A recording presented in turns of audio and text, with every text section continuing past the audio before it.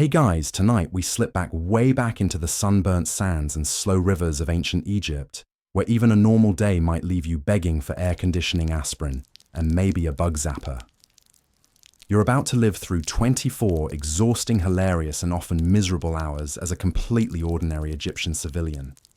Spoiler, you probably won't survive this. So before you get comfortable, take a moment to like the video and subscribe, but only if you genuinely enjoy what I do here. And hey, drop your location and what time it is where you're watching this. I love seeing where everyone's listening from. Now dim the lights, maybe turn on a fan for that soft background hum, and let's ease into tonight's journey together. You wake up sweating. There's no pillow under your head, just woven matting and the gritty residue of another night spent sleeping beside the Nile. Your first breath of the morning is warm, thick, and slightly fishy, like humid soup spiked with dead frog. Outside, the low croaking of toads mixes with the buzz of insects that sound way too enthusiastic for this hour. The sun hasn't even cleared the horizon, but the sky is already turning that familiar sandy gold, like someone tipped over a bowl of barley porridge onto the world. You don't need a rooster to know it's time to get moving. The entire village begins to rustle. You can hear the shuffle of feet, the snort of donkeys, and distressingly a child screaming about a snake in the storage jar. Typical.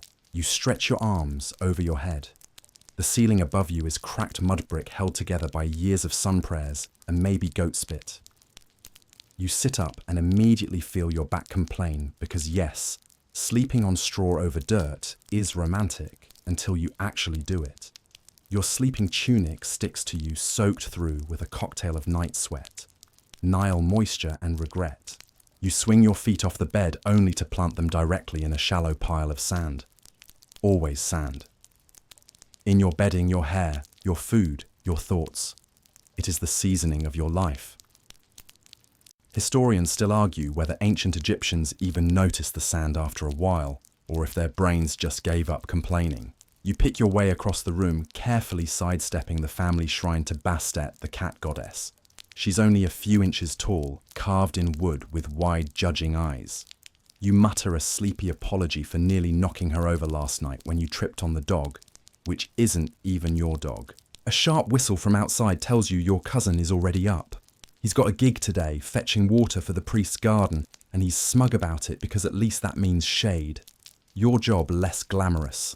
But first you step out into the alley behind your house, where the air is thicker than ever and already alive with flies.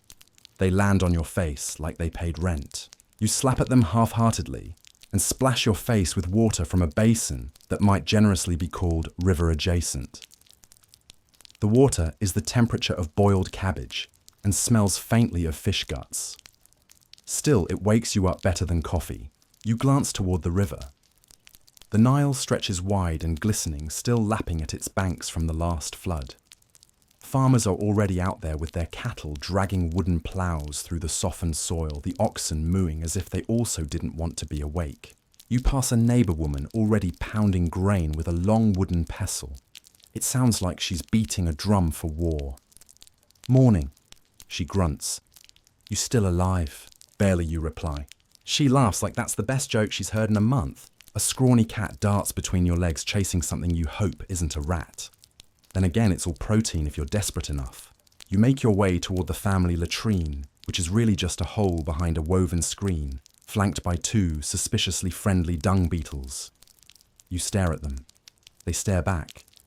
It's a moment. Then you get on with it. As you squat there, swatting flies and trying not to make eye contact with the goat tied to the fence beside you, you start to wonder if maybe life in ancient Egypt isn't quite as luxurious as documentaries made it seem. No gold, no chariots, no Cleopatra lounging around with grapes. Just you some bugs and a deeply questionable sanitation system. Still, you have to admit there's something poetic about watching the sun rise over the river while your feet are covered in sand and your stomach growls like a mummified lion. By now, the village is fully awake.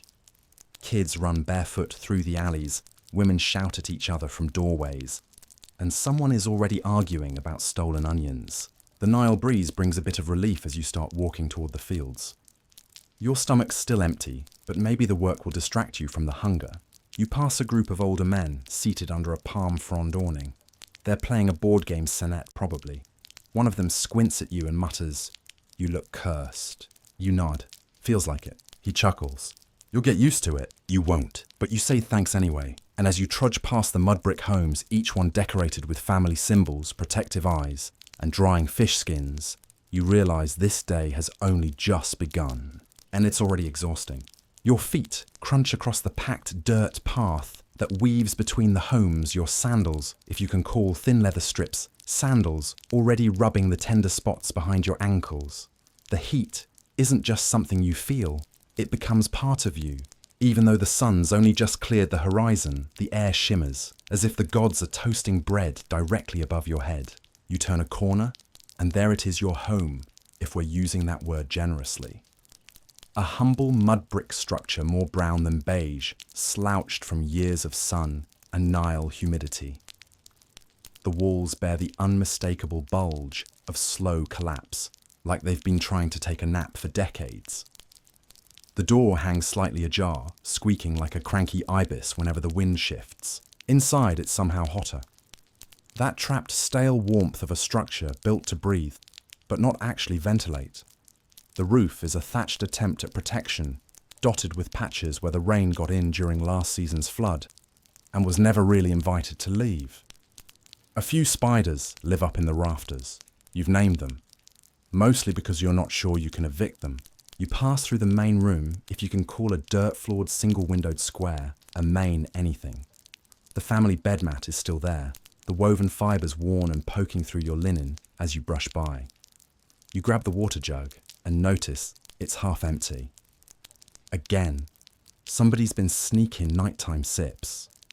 Probably your little brother who claims he's part fish and needs hydration for gill development. As you duck into the small cooking nook, basically an alcove with a cracked pottery stove, you hear your mother muttering prayers under her breath. She's standing in front of the house idol, a palm-sized figure shaped like a hippo with a lion's mouth. Taweret, the protector of homes and childbirth. She adjusts the amulet necklace around the idol's neck and gives you a once-over. You didn't brush off your bed mat again, she says. Not looking at you. You mumble an apology. She clucks her tongue. There's a small cupboard carved into the wall where food's kept, and you already know what you'll find. Bread, flat, hard-edged, a little chewy, and blessed with a dusting of sand, whether you wanted it or not. There's also a small bowl of lentils, yesterday's reheated once and forgotten, and something that may have once been a fig. You poke it. It fights back. You move on. The house smells faintly of sour beer and sweet herbs, which is better than the usual musty goat aroma. The floor is cool underfoot, except where someone spilled oil last week, and now there's a sticky patch that'll probably never come clean. You glance at the wall again and see the shadow mark from where a torch once smoked up the surface during a windstorm. It's still there. It always will be. The most advanced thing in this house is probably the niche built into the wall, where small jars are stacked.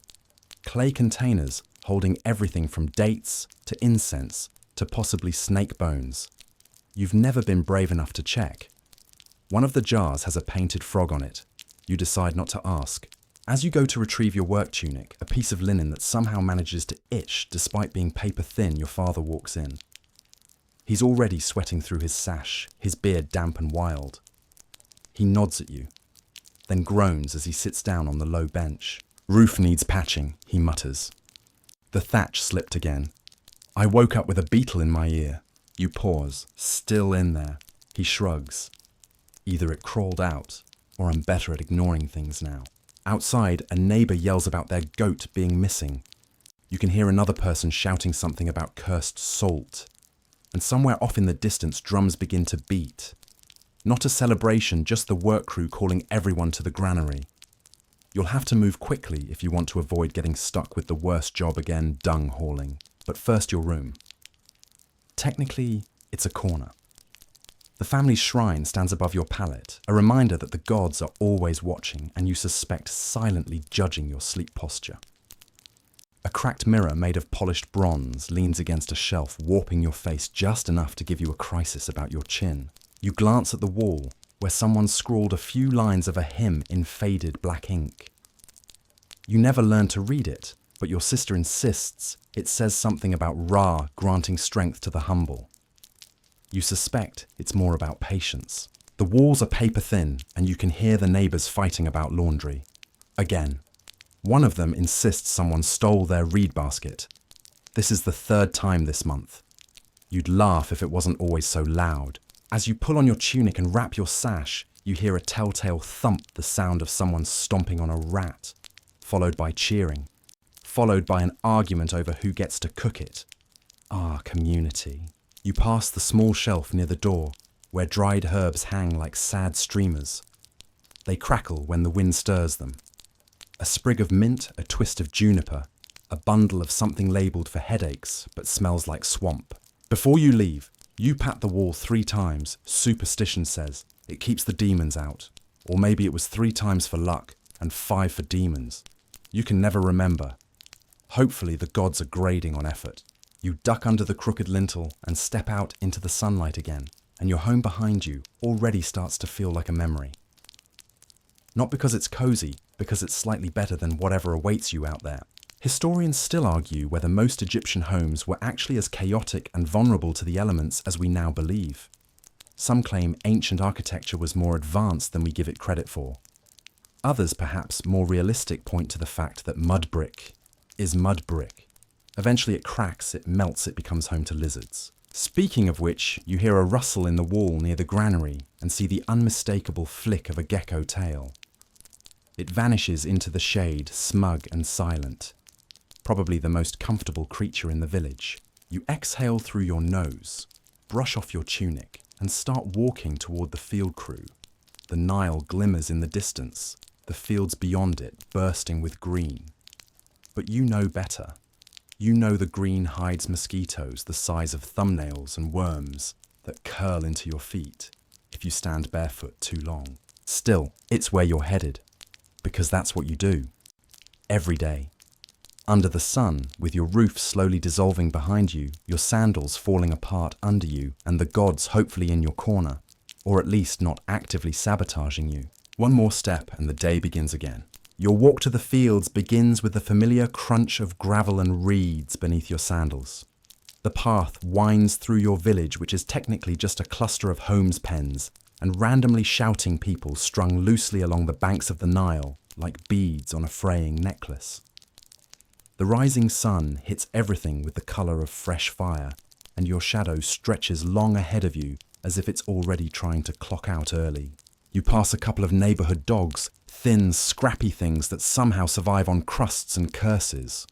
One of them eyes you with the wisdom of 100 failed hair chases and goes back to gnawing something unidentifiable. You give it a wide berth, just in case it's a god in disguise, or just in case it bites. As you near the edge of the village, the smell shifts. Gone is the domestic blend of cook fires and sweaty goats, replaced by the rich, loamy perfume of the Nile's floodplain. Earth water and something mildly fungal. It's oddly comforting in the same way a wet rag on a hot forehead feels like luxury. There's a low chorus of voices ahead your fellow workers gathering near the granary platform. You recognise a few Thutmose who always tries to avoid lifting anything heavier than a goose. Nebet, who once chased a snake out of a date tree with nothing but her sandal. An old Ipu who's worked the land so long he can tell the day of the week by the texture of the mud. A foreman stands atop a wooden crate, balancing awkwardly as he waves his staff like it's part baton, part threat. His linen sash is brighter than anyone else's. Either he's got divine favour or access to secret soap. You're late, he calls, though you're not. You're just not early enough to avoid the guilt glare. You nod apologetically, falling into line and brace for assignment. Your job today will depend entirely on how much the foreman dislikes you this morning. You're hoping for grain sweeping or donkey duty. You're dreading canal scraping. Your luck, as usual, is average. You're assigned to wheat bundling. Not the worst your back might survive the day, but not the best either. There's dust chaff and a very real chance of snakes hiding under loose sheaves. You trudge out to the fields, where the Nile has recently receded. It leaves behind thick, dark soil, the kind that sticks to your feet like gossip and gets into every crevice of your being. The wheat is tall golden and ready for harvest, bending just enough to look polite about it. You're handed a flint sickle stone embedded in wood, a tool that's been used since before anyone even thought to name gods. It's sharp enough if you angle it right, though your wrist already twinges at the memory of last season's blisters. As you work slicing the stalks and tying them into bundles, the rhythm becomes almost meditative. Snip, gather, tie. Snip, gather, tie. The air hums with insects and the quiet murmurs of the others nearby. Occasionally, someone hums a harvest song off-key but comforting. You lose track of time in the warmth and motion. At one point, a beetle the size of your thumb scuttles across your foot. You don't scream barely, but you do jump, which earns a chuckle from the guy next to you.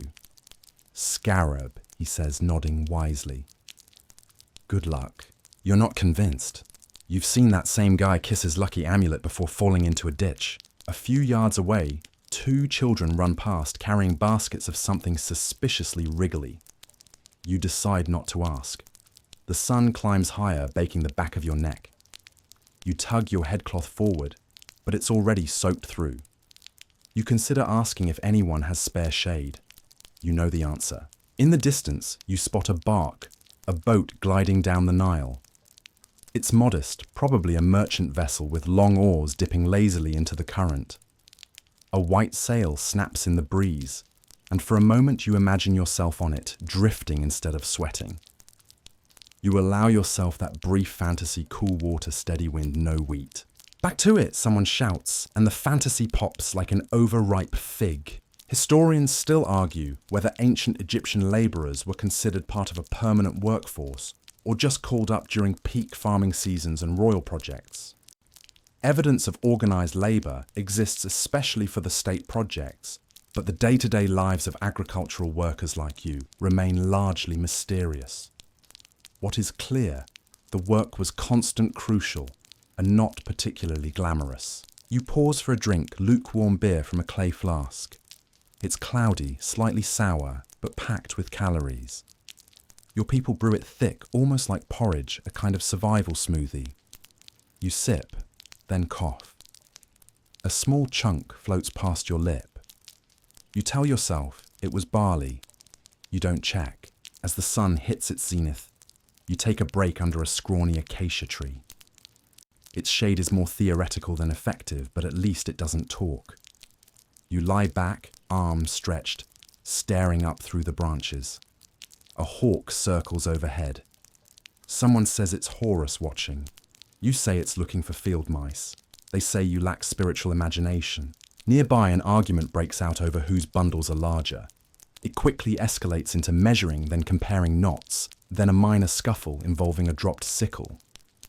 The foreman sighs loudly and threatens to assign everyone to dung detail tomorrow. The fight dissolves instantly. Nobody wants dung duty. You close your eyes for a moment and try to feel your fingers again. They're stiff, calloused, and streaked with grit. Your back aches. Your knees crackle when you bend. And you've got dirt in places that will take a week to wash clean if you're lucky, and the bathhouse line isn't insane. And yet this is normal. This is expected. This is what you do when you live by the Nile work. The land follow the floods, hope the gods are in a good mood. Suddenly someone yells. There's a flurry of motion in the tall grain. A few of your crew backpedal, and you see the unmistakable slither of something long and sinuous. A snake. Not a huge one, but big enough to ruin your day. Someone throws a sandal at it. Bold. It slinks off offended but unharmed. The owner retrieves their sandal and pretends it was all part of the plan. Just a grass snake, someone mutters. Harmless. Tell that to my heart, you reply, still checking your legs for bite marks that aren't there. The rest of the afternoon stretches long. The sun begins its slow descent, but the heat clings like a debt collector. Your hands move on autopilot. Snip, gather, tie. You stop thinking about time, or effort, or ambition. You are just one more pair of arms in the field. And weirdly, that's kind of peaceful. Near the end of the shift, a boy runs past, handing out onions. A treat, apparently. You bite into yours and immediately regret it. It's pungent, juicy, and somehow makes your eyes water from the inside. Still, you chew. Calories are calories. By the time the foreman calls the day to a close, Your body feels like it's been gently hammered by a team of angry dwarfs. You gather your tools, stretch out your shoulders, and limp toward the village. Behind you, the fields glow in the golden hour-light, bundles lined up like offerings to the sun. Ahead, your little mud brick home waits as crooked and dusty as ever. But for now, all you can think about is water, and maybe if you're lucky, sleep without beetles. By the time you reach the edge of the village again, your feet are throbbing in protest. Each step feels like a low-stakes negotiation with gravity. But home is in sight, your own humble rectangle of mud brick and dreams, so you keep going. There's a crooked pot by the door with something that might be a plant or might just be particularly determined moss. Either way, it hasn't died yet, and that feels like a win. You duck inside. The air inside your home is marginally cooler thanks to the thick mud walls and a strategically placed crack in the back corner. You've never fixed that crack. You tell yourself it's for ventilation. The truth is, you're too tired always. The space is small one room that serves as bedroom, dining area, storage closet, and occasional emergency duck and hide shelter when crocodiles wander too close to town. There's a low wooden frame covered with woven reeds that serves as your bed. It's not comfortable, not even slightly, but it is horizontal, and that's all you need right now. You flop down, sending a small cloud of dust into the air. It settles on everything. Of course it does. You're not entirely sure there's a single square inch of Egypt that's ever truly dust-free. Probably not even inside the pyramids.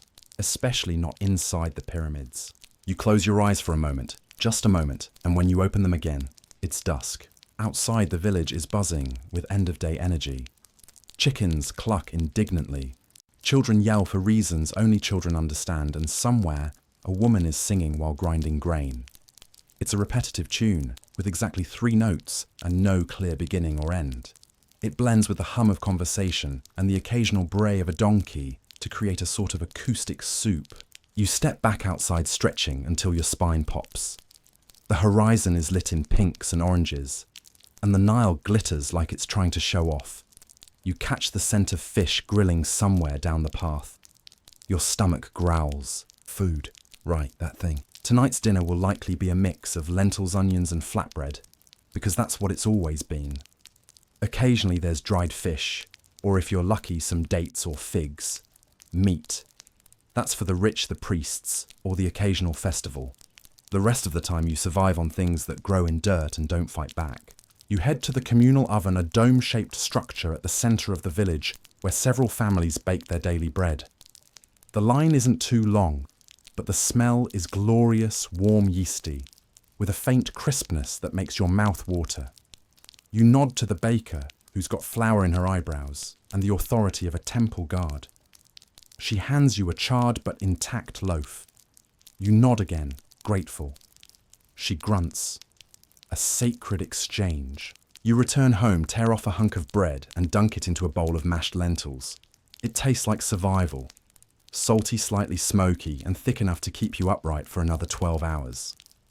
You eat slowly, savouring each bite like it's rare spice. And in your world it is. After eating, you rinse your hands at a shared clay basin outside.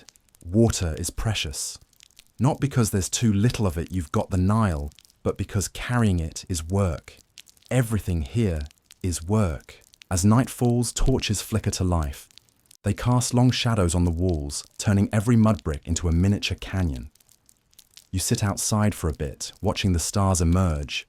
The sky here is a masterpiece, clear, deep, and impossibly vast. There's no light pollution, no smog, no glowing signs telling you which god to pray to.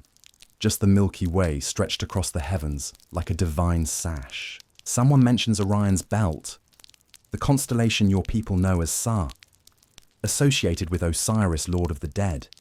You glance at the stars, wondering what it means to be connected to something so ancient and so far away. Historians still argue whether common Egyptians truly believed in the afterlife as vividly as elite tomb art suggests. But out here under the stars, it's hard not to imagine something bigger. A neighbour walks past with a bundle of reeds and a newborn goat. The goat bleats softly, confused about everything. Same little guy, you think. Same. Inside, you roll out your mat. It's woven from palm fibres and carries the scent of the riverbank. You stretch out hands behind your head, staring up at the ceiling, which you pretend isn't currently sheltering 3 very judgmental lizards. They're always there. They never blink. You've named them Thoth Sekhmet and Kevin. The nighttime chorus begins. Crickets chirp, frogs croak, and distant drumming carries faintly across the water. Maybe a ritual, maybe a party, maybe both. There's always something going on near the temples after sunset, chants, offerings, dancing, occasional yelling. You once wandered too close during a fertility rite and have never quite recovered. As you start to drift off, you think about your place in this world. You're not a priest, you're not a scribe, you're not a noble or a warrior or someone who gets carved into walls. You're a worker, a humble thread in the tapestry. And yet that thread holds weight. Without it, there's no cloth, no temples, no grain to store, no bread to break. You fall asleep to the sound of a cat yowling somewhere nearby. It's probably Bastit's chosen, reminding everyone who's in charge. And with that, your dreams begin. In them, you're standing on a giant barge made of gold, sailing through a sky of lapis lazuli. The stars shimmer beneath you and the gods nod as you pass. For once, your hands are clean. Your back doesn't ache. And the sun waits just ahead, ready to rise. The sun wakes you with zero subtlety. It floods in through your cracked door and paints you in gold and heat. You groan. Your mouth feels like it was lined with linen overnight, and your eyes don't quite agree on what direction to look. Still you're up, not because you want to be, but because the village is already awake, and in ancient Egypt, sleeping in is a myth told by very dishonest scribes. Outside, the morning air hums with purpose. Someone is sweeping their doorstep with palm fronds. A boy chases a goose that seems much more invested in revenge than escape. You duck into the communal wash area where you splash your face with cool water that smells faintly of river mud and yesterday's soap. It helps. Slightly. Today you've been summoned. Not in the dramatic appear before the pharaoh kind of way. No, this is the kind of summoning that involves manual labour potential blisters and a lot of shouting from people who wear nicer sandals than you do. You've been called to help repair the irrigation canals. Again, the Nile giveth and the Nile taketh away, especially when it floods just a little too much or too little. So your people have become masters of harnessing it. Canals snake from the main river, channeling water into the fields, like veins pumping lifeblood through the land. And just like veins, sometimes they clog or break. When they do, guess who gets to fix them? You trudge down toward the edge of the floodplain where reeds grow tall and mosquitoes gather like tiny aerial sorcerers. Your group, about a dozen villagers, waits for the overseer to show up. He eventually does, looking far too energetic for someone wearing eyeliner before sunrise. He's got a reed scroll in one hand and a stick in the other, which he uses to point dramatically at problem areas. This section's eroded, he says, gesturing to a slumped pile of mud. That sluice gate's jammed. He adds, pointing at a wooden structure clearly being held together by hope and wet rope. You nod because arguing is futile and sarcasm hasn't been invented formally yet. The work is slow, wet and heavy. You slot mud back into place with your hands, pack it down with your feet, and occasionally stop to curse internally when the leeches get ambitious. Around you, others do the same, working in a rhythm that's less music and more mutual suffering. Still, there's a kind of camaraderie to it. You're all in this together. While not all nobles don't tend to hang out in the muck, historians still argue whether these canal workers were truly volunteers, or if this was just a polite word for corvée labour, an obligation to the state dressed up like civic duty. Either way, no one's here because they're passionate about ditch repair. But they do it, because water means life. And in Egypt, water is currency power, and survival rolled into one. While you work, a man next to you begins humming. It's a slow, steady tune, the kind that keeps your arms moving even when your brain has checked out. Others pick it up. Before long, you're all singing a droning chant that turns mud into something almost sacred. You pause for a drink, tipping a leather flask to your lips. The water's warm and tastes faintly of reeds, but it does the job. You wipe your mouth on your sleeve and glance toward the fields. Beyond the canals, Rows of emmer wheat shimmer in the breeze. The grain bends like an obedient army, each stalk perfectly spaced. Farmers walk between the rows, checking for pests and praying to Renanutet, the cobra goddess of harvest. She's fickle, that one. Blesses one field and curses the next without explanation. You tried leaving an offering once, a fig and a bit of honey. Next day, locusts. You haven't tried again. A little while later, a boy runs down the path with a basket of dates, courtesy of the temple workers. They do this sometimes send snacks to the labourers to build goodwill. You suspect it's less about goodwill and more about guilt, but you're not going to question free dates. They're sticky, sun-warmed and taste like caramel wrapped in sand. You eat 4 before remembering to offer one to the guy next to you. He gives you a look, takes it anyway. Back to work. The sun climbs higher and your tunic sticks to your back like a second sweatier skin. There's no shade out here, just the occasional mercy of a passing cloud. You consider inventing sunscreen. Unfortunately, ancient Egyptian attempts at sun protection include things like rice bran oil clay and famously crocodile dung. No, really. People actually smeared themselves with crocodile droppings as a kind of mystical SPF. You opt not to try it. The canal wall finally holds. The gate creaks, but moves, releasing a slow trickle of water into the field beyond. Everyone cheers. It's not dramatic, it's not glorious, but it works. And in this world, function beats flair every time. You stand back, hands on hips, admiring the not entirely awful work. Then the overseer strolls over and says, "Now we'll do the East Trench." Of course we will. As the group starts trudging toward the next repair site, you catch a glimpse of a barge floating slowly down the Nile. It's wide and painted with a carved prow, shaped like a lotus flower. A noble, probably. Maybe even a high priest. Someone important enough to glide while the rest of you slog. You watch it pass with something that might be envy, or might just be sunstroke. The noble reclines beneath a canopy, sipping something out of a gold cup, while a servant fans him with a palm frond the size of your torso. You look at your own hands, mud-caked, sunburned, slightly trembling, and wonder what it's like to live a life where your only real enemy is boredom. Still, there's pride here. You may not have servants or fans or canopies, but you have calluses, you have stories, you have a canal that works because of you, and that's something the guy on the barge probably can't say. Eventually the sun begins its descent, and the overseer calls it for the day. You walk back toward the village feet, squelching with each step. The mud has seeped through your sandals, and your shoulders scream with each movement, but there's a quiet satisfaction tucked beneath the pain. You pass the granaries on the way home, massive beehive-shaped buildings, with narrow entrances and thick walls. Inside, workers store the grain harvest, measuring it carefully, recording every sack on papyrus scrolls.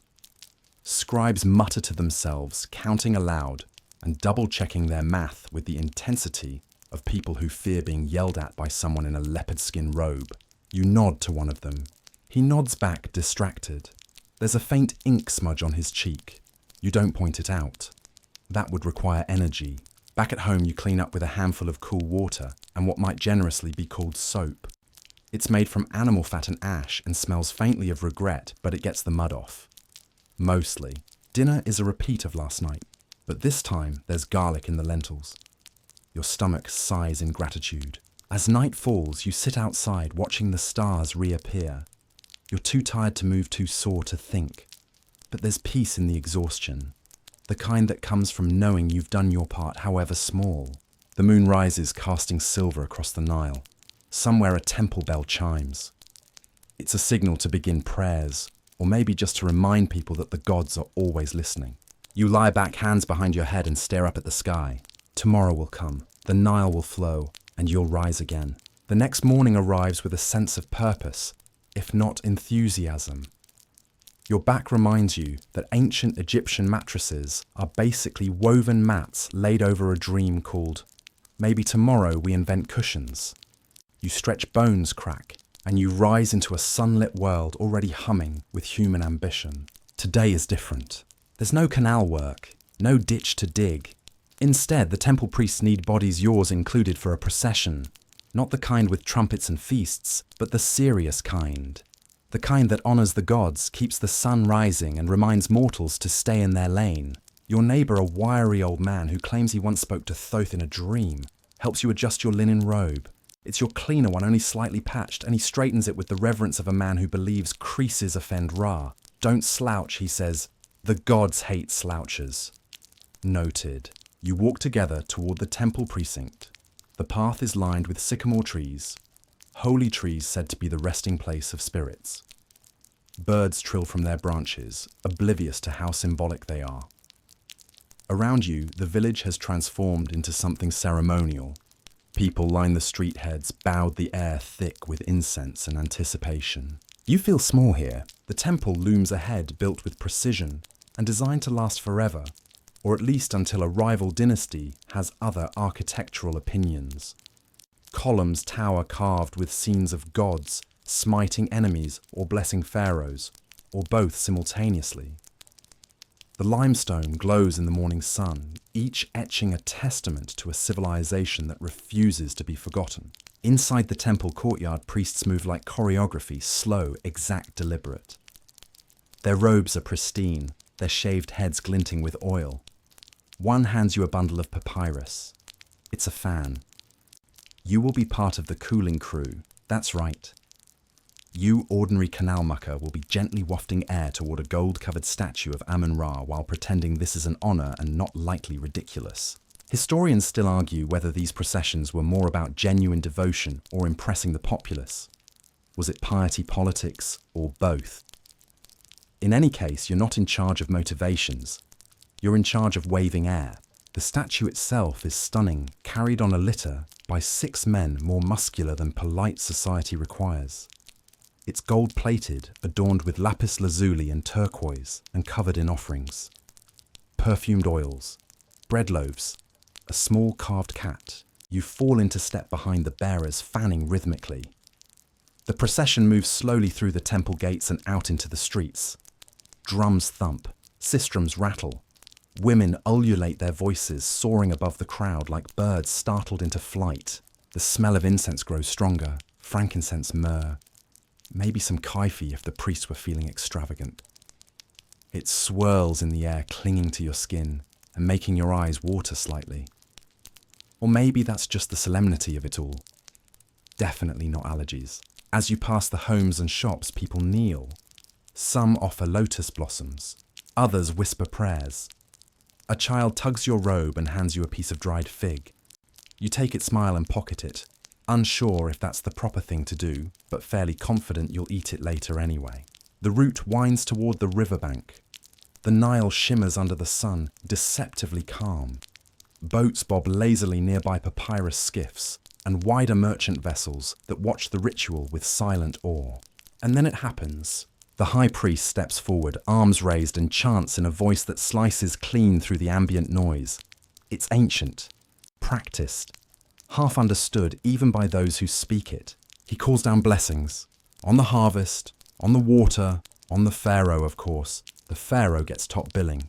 The statue is turned toward the river. Offerings are placed into the waterbread beer, a small jar of honey.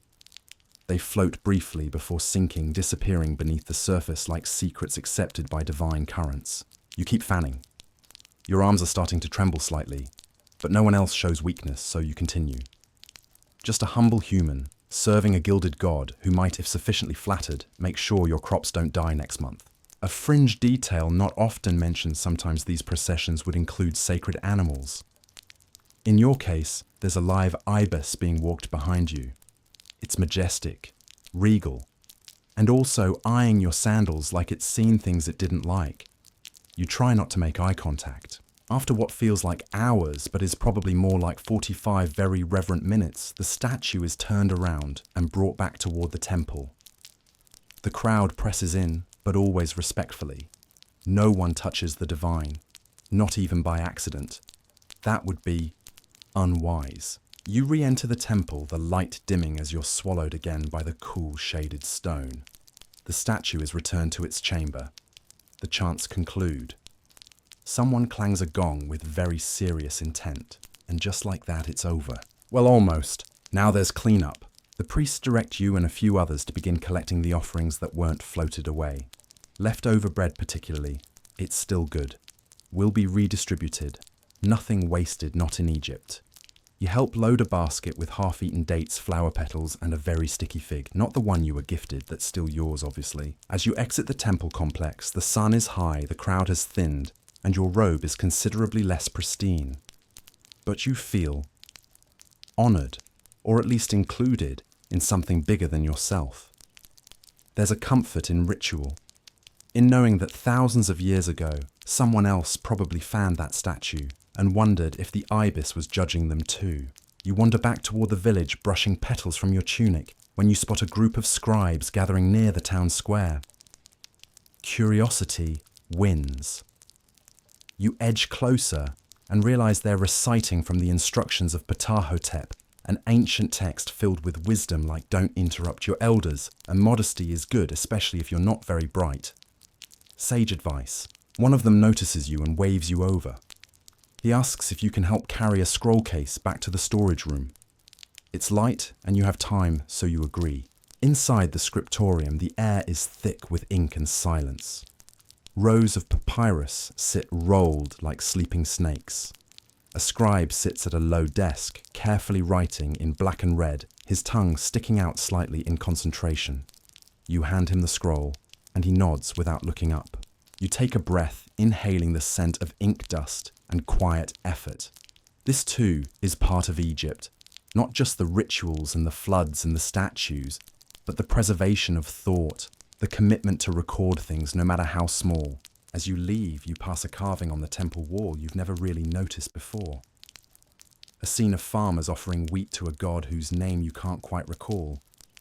It looks simple at first, but the longer you stare, the more you see the detail in the grain. The tilt of the farmers' heads, the god's expression caught between blessing and boredom.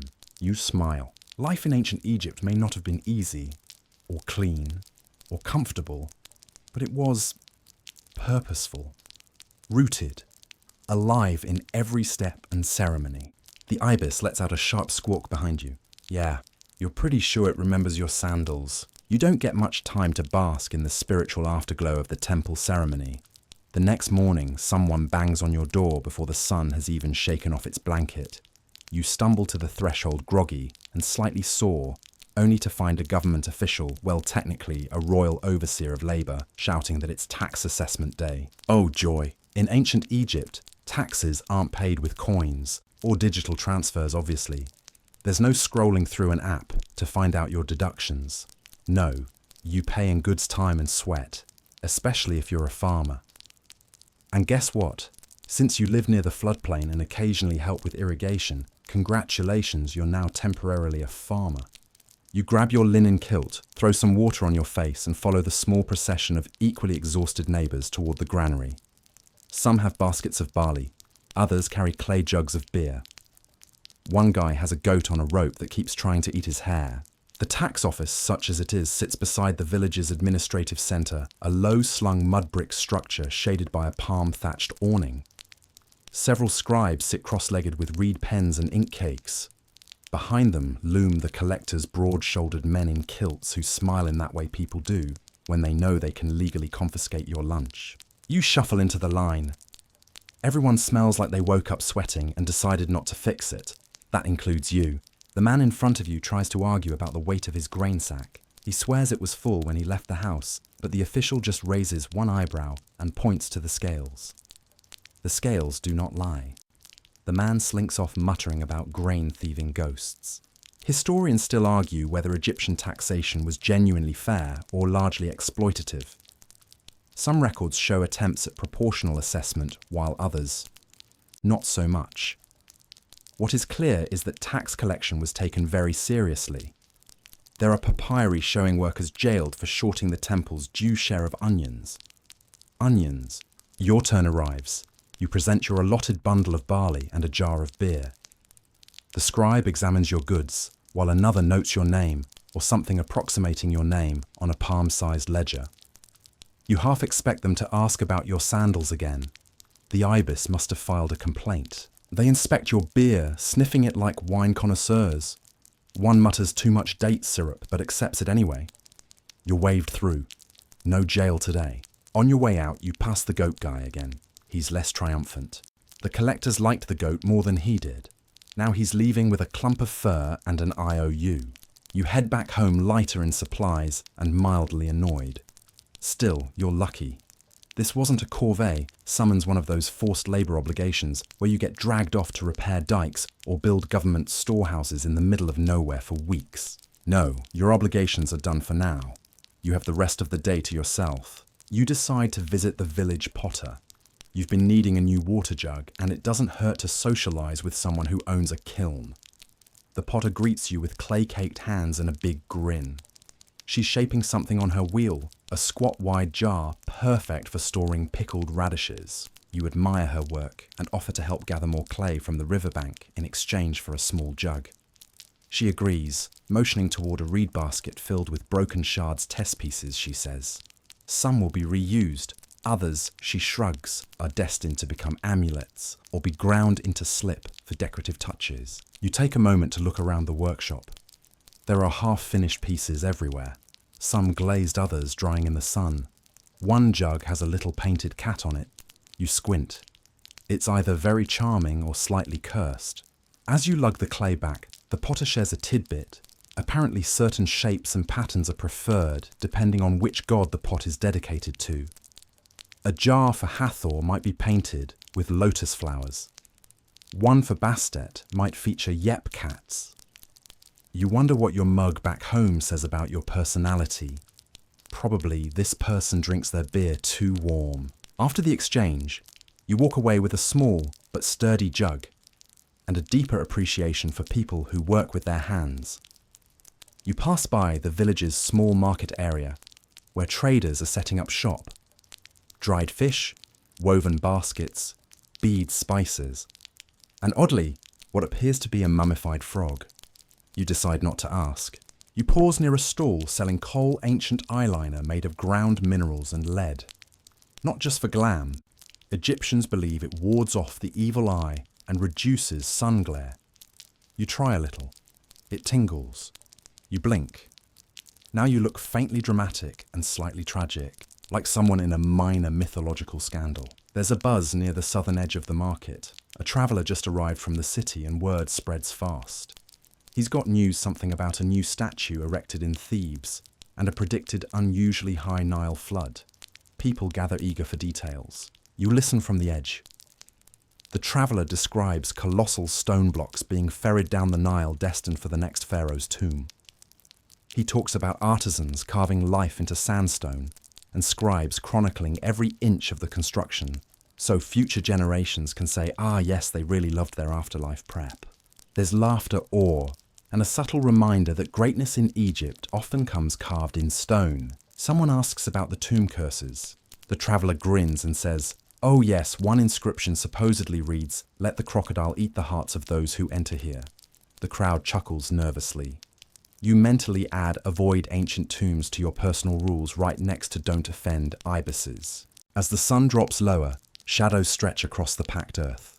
You head home, feet tired, jug still intact and thoughts spinning. You pass your neighbour, the one who dreams of Thoth. He's making an offering at a small household shrine, just a bit of bread and beer in front of a clay idol. You stop to watch. It's quiet, intimate, different from the grand temple rituals, but somehow just as powerful. He nods to you. Small gods like small gestures, he says. You nod back, unsure whether that's a proverb or just something he made up, but it sticks with you. Back inside, you place your new jug beside the doorway and plop down onto your mat. Dinner is simple. Some lentils, a chunk of bread, and yes, that fig from earlier. It's slightly squished. Still good. As dusk deepens into night, you light a small oil lamp. Its flicker plays across the mud brick walls, turning them golden and alive. Outside, frogs begin their chorus. The kind of nightly soundtrack you don't even notice until it's missing. You think about the statue of Amun-Ra, the potter's kiln, the goat's unfortunate tax fate, and your own role in this intricate ancient clockwork. Every offering, every scroll, every jug and whisper matters. You may not be a scribe or a priest, or even a decent barley farmer, but you're part of the rhythm. Tomorrow, of course, there's more work. Maybe field tilling. Maybe ferry loading. Maybe another surprise from the Ibis Union. But tonight your limbs are tired, your belly is full, and your new jug hasn't cracked yet. You blow out the lamp. The darkness feels like velvet. Sleep comes quickly. You wake up to the unmistakable scent of wet reeds and morning sweat, two constant companions of ancient Egyptian life. The sun hasn't even crested the horizon, but already the world buzzes with movement. Children chase chickens through alleyways. A woman next door is pounding grain with a rhythm that could double as a national anthem. Somewhere behind you, a donkey brays, like it's lived a life full of tragedy. But today you've got somewhere specific to be the docks. Well, docks might be a generous term. It's more of a gently sloping patch of muddy riverbank cluttered with baskets, jugs, bundles of papyrus stalks, and a half-sunken raft someone insists is still seaworthy. You're part of a team helping to unload and sort cargo from a boat returning from a nearby administrative district. You don't get paid in coin isn't widely used here yet, but you might score a meal and possibly a second-hand loincloth if someone's feeling generous. Your feet squish into the damp clay as you approach. The Nile stretches out before you, wide and glistening like a god's silver sash. Mist hovers along the water, wrapping around the papyrus like it's shy. The boat is already pulling in, guided by a long wooden rudder and two grumpy oarsmen who definitely did not sleep well last night. They toss down the mooring ropes and you're put to work, first unloading jars some full of honey, others of preserved fish. You try not to break any. One man did that last week and ended up scrubbing the granary floors with a handful of reeds and a lot of regret. The captain barks orders while swatting flies. His beard is braided and his eyes sharp. He wears a necklace shaped like a wedge-out eye, the symbol of protection. You're not sure it works. He just stubbed his toe on a box of dried leeks. As you carry a particularly heavy jar toward the sorting area, a woman beside you hisses, "Careful, that's incense resin for the temple."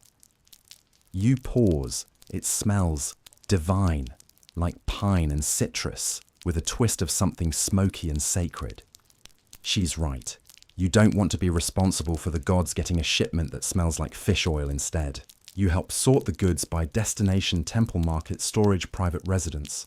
Each has its own symbol etched into wooden tags, an early version of barcodes, only less scannable and more likely to give you splinters. You overhear the scribes arguing. Apparently, one entry doesn't match the official tally. It's just a single jar of oil, but you'd think someone stole a royal chariot. Historians still argue whether ancient Egyptian bureaucracy was impressively precise or absurdly excessive. Today, it leans toward the latter.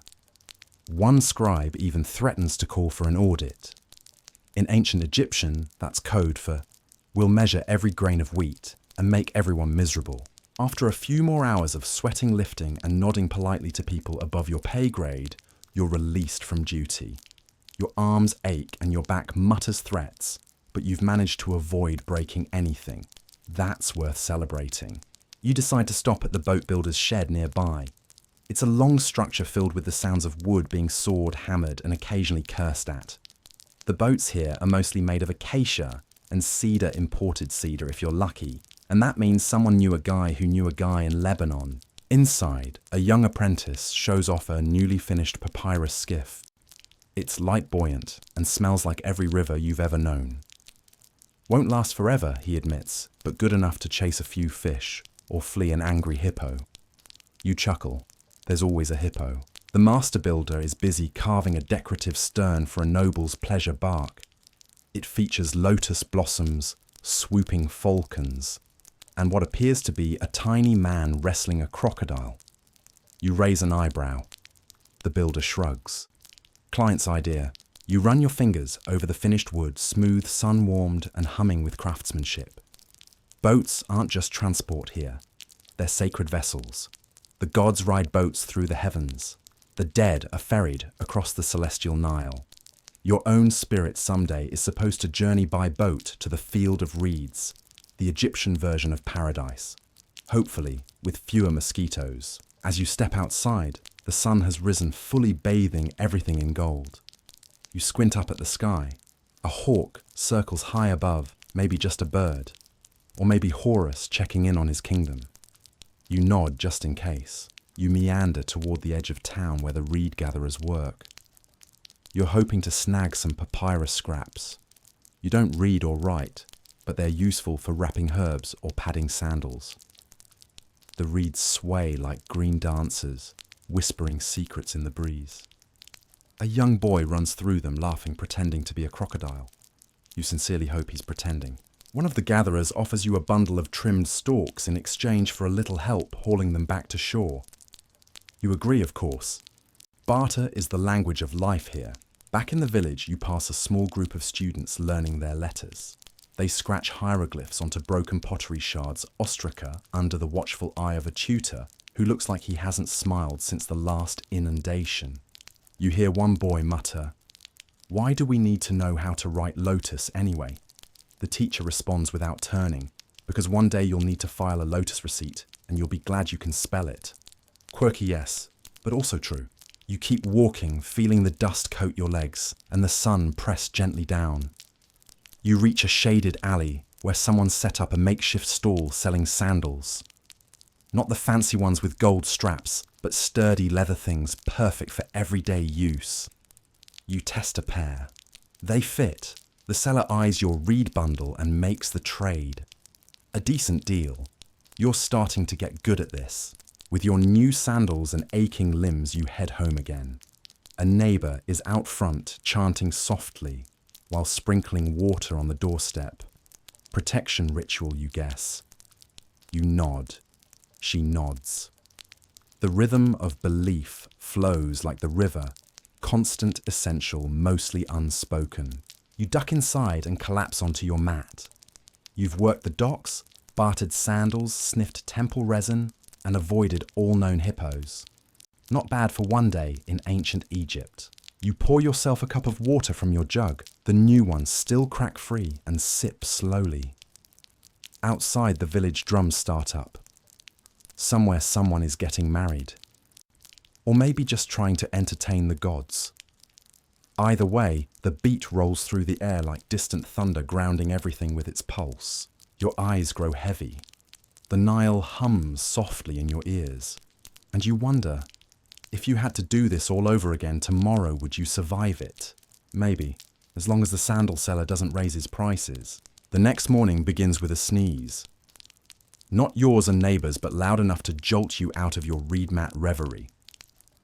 Dust hangs in the air like it's been there since the time of the first dynasty, which honestly it might have. You stretch bones creaking like an old temple door and step outside to another cloudless sky painted with that deep desert blue that almost makes you forget how harsh it all is. Today's task, helping with the construction of a new wall in the village granary. Exciting, not particularly, but it means lunch and a break from the eternal repetition of pottery sorting. So you're game. You arrive to find a small team already at work. Mud bricks, those humble rectangles that built empires, are stacked high and drying in the sun. They're made from a charming mix of Nile silt chopped straw and water shaped in wooden moulds and left to bake under Ra's ever-present glare. You pick up one and immediately regret it, heavy, damp and eager to stick to your hands like a needy cat.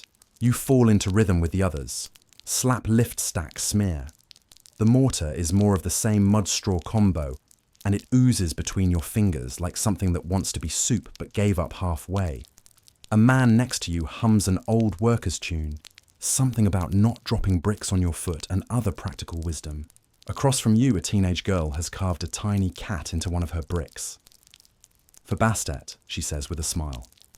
So the mice leave the grain alone. Practical and pious, very on brand for the era. You nod approvingly. Cats are everywhere here after all. Some temples even keep them as staff. Historians still argue whether these temple cats were trained pest control specialists or just pampered idols who did whatever they wanted. Knowing cats, you lean toward the latter. As the sun climbs, you pause to wipe sweat from your brow. Someone passes around a jug of beer, not the bubbly party kind, but the thick porridge-like staple of the Egyptian diet. It tastes a little like fermented bread and old dreams. But it's filling and cold, so you drink deeply. You'll need the calories. In the corner, an older man lectures a small group about proper alignment. If the bricks lean, he drones the wall leans. If the wall leans, the grain leans. If the grain leans, your job leans. You don't exactly know what that means, but you nod anyway. It seems polite. After a while, you're pulled aside to help patch an older part of the granary roof. It's a woven mess of wooden beams and palm fronds, sealed with surprise more mud. You climb, carefully feet, finding purchase on a ladder that looks like it was last inspected during the reign of Thutmose III. Up top, the view is surprisingly lovely. You can see the whole village from here, the little courtyards full of pottery shards and barefoot children goats doing their best to look innocent, and beyond that fields glowing in the midday light. There's something comforting in the geometry of it all. Life divided into rectangles of mud straw and sky. While you're adjusting a support beam, a heron swoops by with an elegance that mocks your every movement. You try not to fall off the roof while watching it. Ancient Egypt doesn't have safety harnesses, just gravity and a try not to die philosophy. Someone calls up asking for more rope. You lower a basket with a grunt and realize that somehow your fingers are now glued together with half-dried mortar. You sigh. You're not sure what's stronger, the bricks or the mess that made them.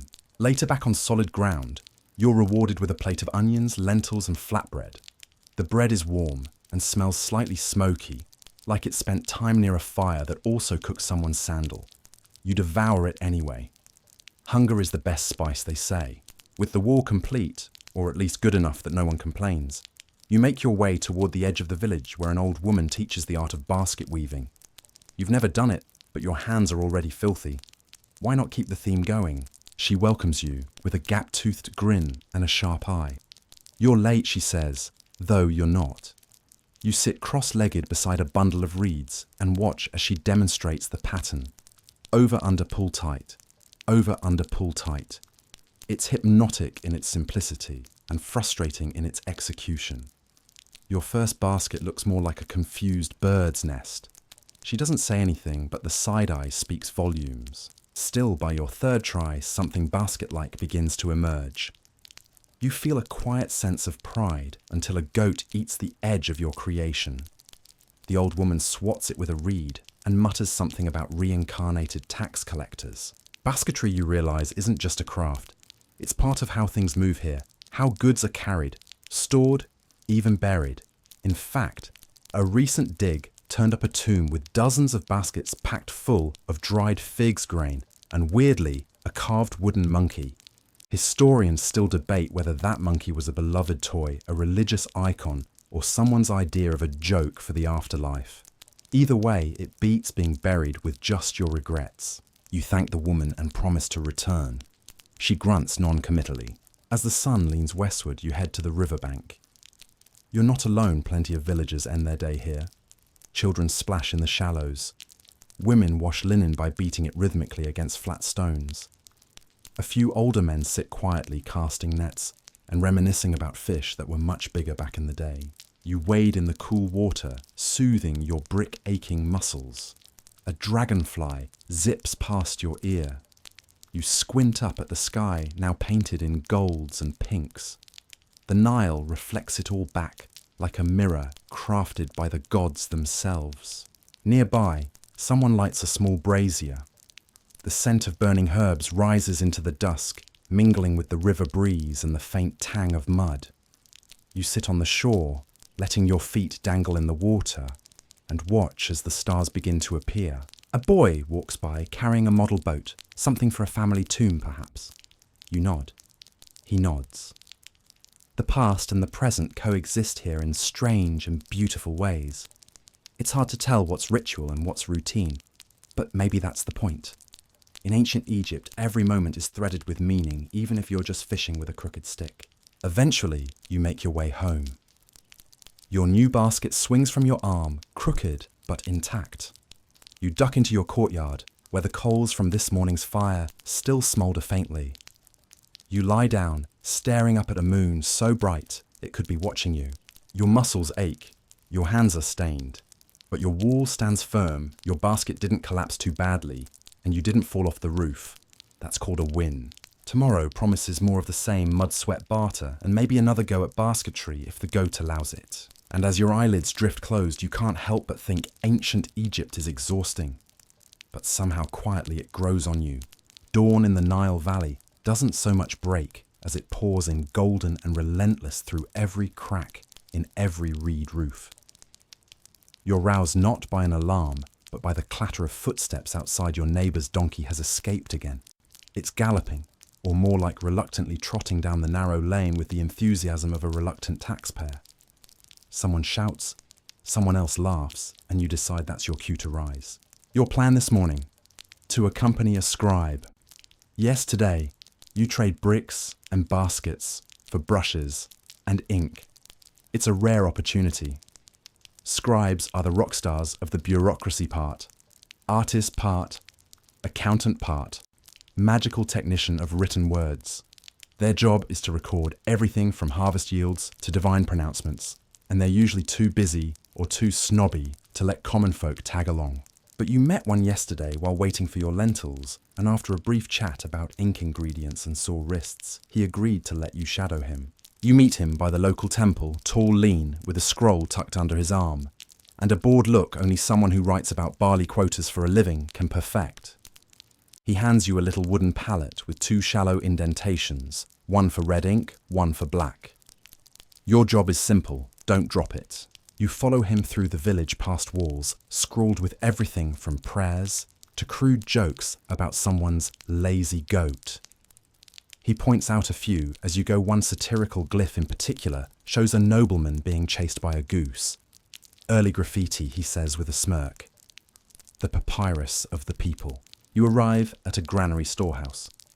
The scribe immediately begins noting down quantities jars of grain sacks of lentils, a suspiciously small pile of dried fish. You peer over his shoulder, watching as his reed pen scratches methodically across a sheet of papyrus. Hieratic script flows like a tangled ribbon, elegant and impossible to decipher. It's shorthand for priests, bureaucrats, and that one weird uncle who insists he can read dreams. As he works, you notice how he mixes the ink a little water, stirred into a powder of ground charcoal or ochre. The colours have meaning: black for regular text, red for important names or headings. Even scribes, it seems, have their version of the highlighter pen. Eventually he gestures for you to try. You dip the pen in press too hard and leave a blotchy mess. He chuckles. Well, they'll know someone new was here. You're not just here to play apprentice, though. Today is also the monthly collection day for records of births and deaths, and the scribe is heading house to house. You follow, observing the subtle diplomacy of his work, how he greets elders with respect, jokes with children, and occasionally accepts bribes of flatbread or beer. Bureaucracy, you realise, isn't just paperwork, it's a dance. At one home, a woman presents her newborn for recording. The child's name is a combination of 2 gods' titles, a hopeful little bundle wrapped in linen. Auspicious, the scribe murmurs, jotting it down. Though historians still argue whether names influence destiny or just made for dramatic stories later, another stop is less cheerful. A man has died, likely from a snake bite while fishing. The scribe marks it soberly, asking for details. You see how even loss becomes a data point here, tracked, recorded, woven into the scrolls that future officials will pore over like oracles consulting bones. By midday, the sun hammers down, and your shoulders ache not from lifting bricks this time, but from walking, watching, and trying not to embarrass yourself with ink. The scribe stops at a shaded alcove for lunch. You both nibble on dates and dried figs while he talks about his training. Years in a scribal school, learning by copying texts over and over. One boy once accidentally copied a joke margin note into a sacred text, he says. Had to recopy the entire scroll, twice. You wince in sympathy. Even ancient typos had consequences. As the afternoon fades, you accompany him back to the temple archives. Inside, rows of clay jars line the walls, each holding tightly rolled scrolls tied with string and labelled in careful hand. It smells like old papyrus incense and a little bit of rodent. He shows you how the documents are organised by topic, by date, sometimes by royal decree. You notice one jar labelled Festival Expenses, Year 4 of Amenhotep. He shrugs. Probably just receipts for goose feathers and extra wine. You're tempted to open it, but think better of it. While he files today's work, you wander deeper into the archive and find a partially crumbled scroll, half buried under a discarded reed mat. You bring it over. The scribe inspects it and raises his eyebrows. This looks old. Maybe 200 years. Some kind of poem. He begins reading aloud a hymn to the Nile, thanking it for its gifts, fish silt, the cool breeze at dusk. The language is formal, but the sentiment feels familiar.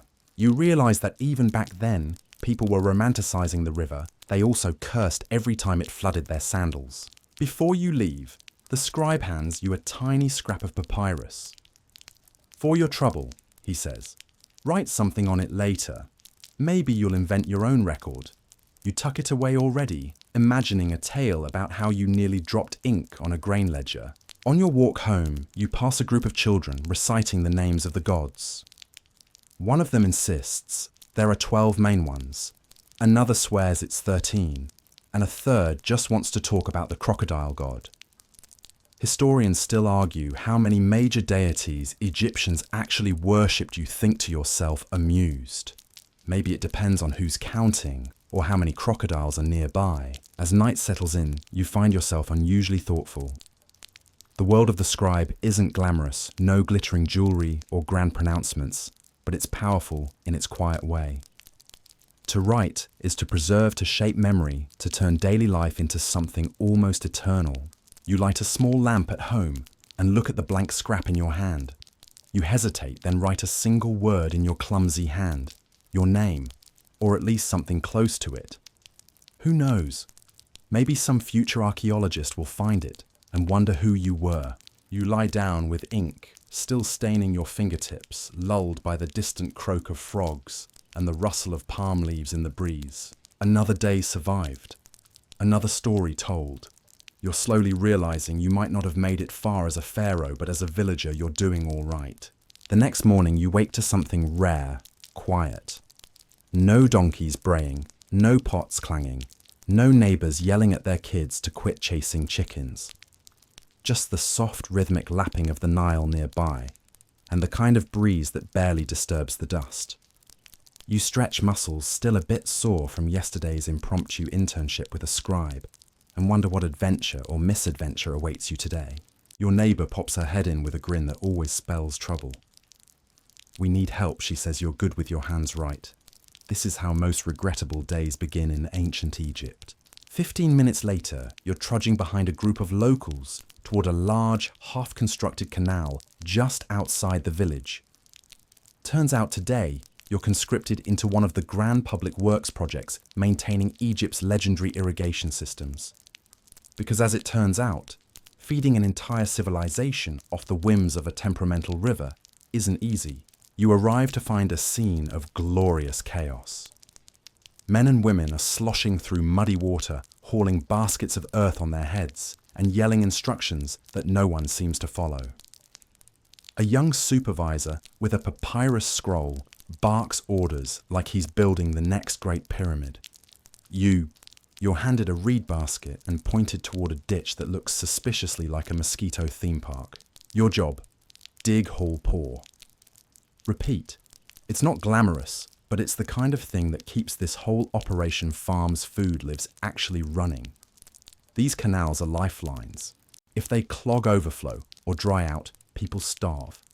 You start to understand why ancient Egyptian art is filled with scenes of agriculture. It's not just celebration, it's survival strategy.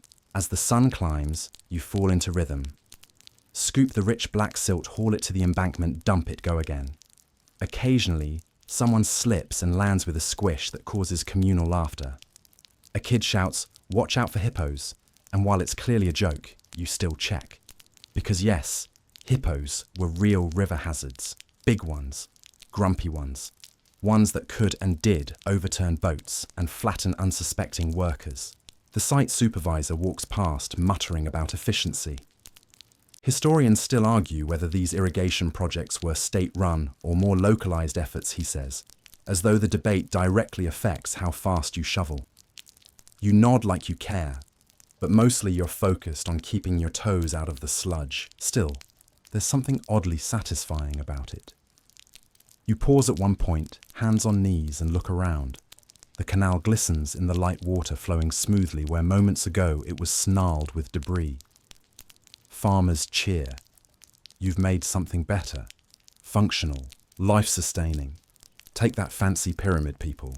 Lunch is brought to the worksite, a communal affair. You all gather under a palm-covered shade tent, passing around loaves of coarse bread onions, dried fish, and a sweet date paste that glues your teeth together in the best way. Conversation drifts. Someone swears they saw a crocodile this long, his arms stretch cartoonishly wide. Another insists the river spirits are angry because someone dumped wine into the canal last week. You overhear a discussion about upcoming festival preparations.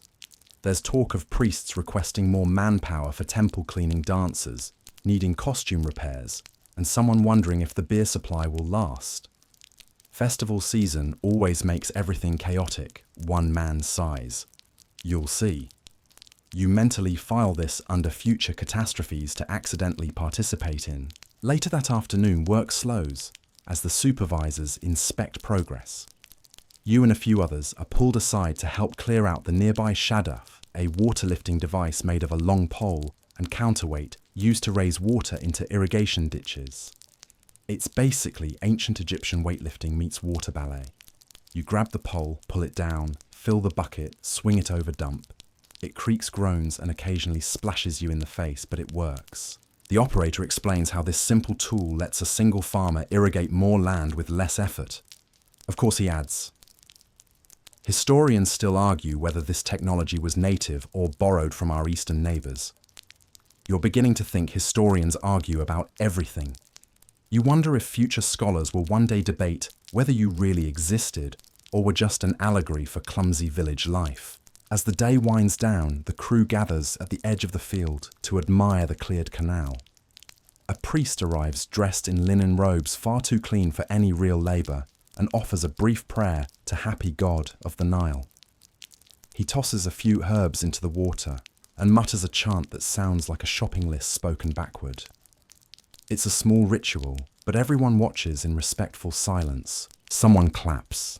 Someone else starts a slow clap, which turns into a rhythm, which morphs into a full-on dance circle with hand drums and ankle bells.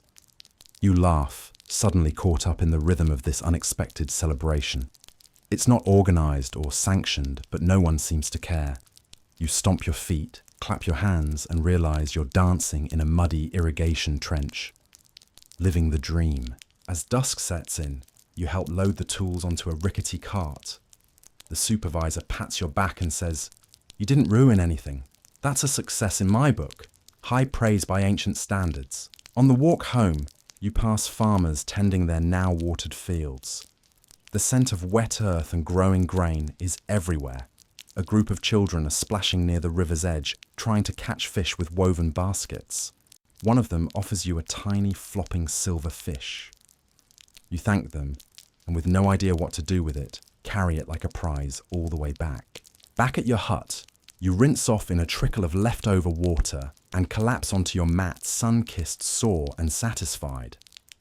You're beginning to appreciate just how much ancient Egypt wasn't built by kings and gods, but by people like you, hauling, digging, dancing in the mud when the job's done. As your eyes close, the sounds of crickets rise. Somewhere, a flute plays faintly in the distance.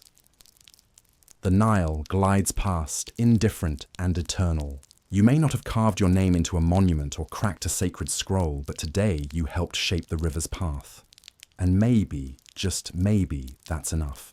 Morning comes a little too soon, and with it a soft but persistent knock on your door. It's not the usual bustle of early market sounds, it's deliberate, expectant.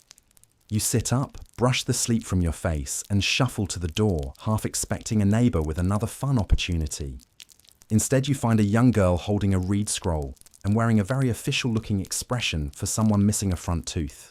The overseer of domestic temples requests your help today, she recites with impressive formality. Then she sneezes and bolts away barefoot, leaving you holding the scroll like it's a summons to the underworld. Great. You've been drafted by the temple. You don't even get a proper breakfast, just a chunk of stale barley bread in your pocket as you make your way through the maze of sun-baked streets. By now, you know the route to the temple district. Follow the incense. That rich, woody scent wafts through the air long before you see the tall pylons and watchful statues guarding the entrance. Inside, it's cooler, darker. Sacred shadows cling to walls etched with stories older than memory. You're greeted by a temple servant who eyes your dusty sandals with mild disdain. You'll assist with purification. Today, he says, handing you a bundle of lotus stalks and a sloshing clay jar.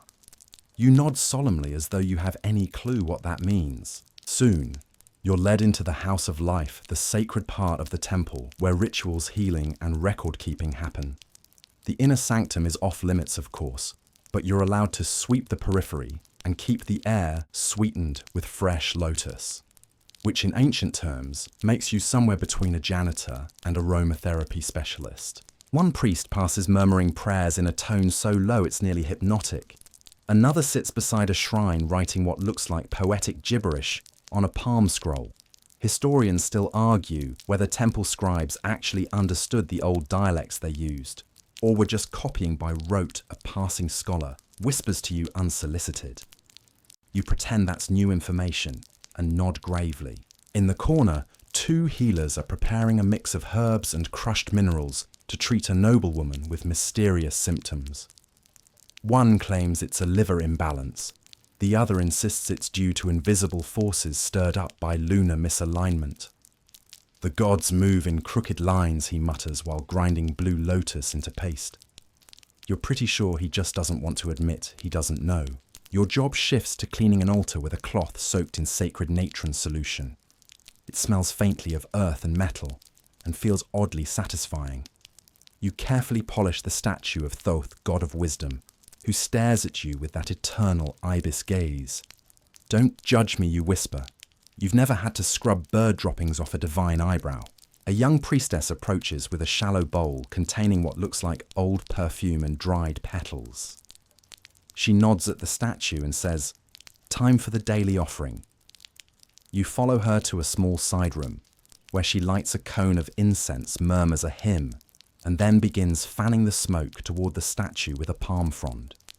You imitate her as best you can, mostly just flapping smoke in your own face, which makes your eyes water and your nose itch. "You'll get used to it," she says with a soft chuckle.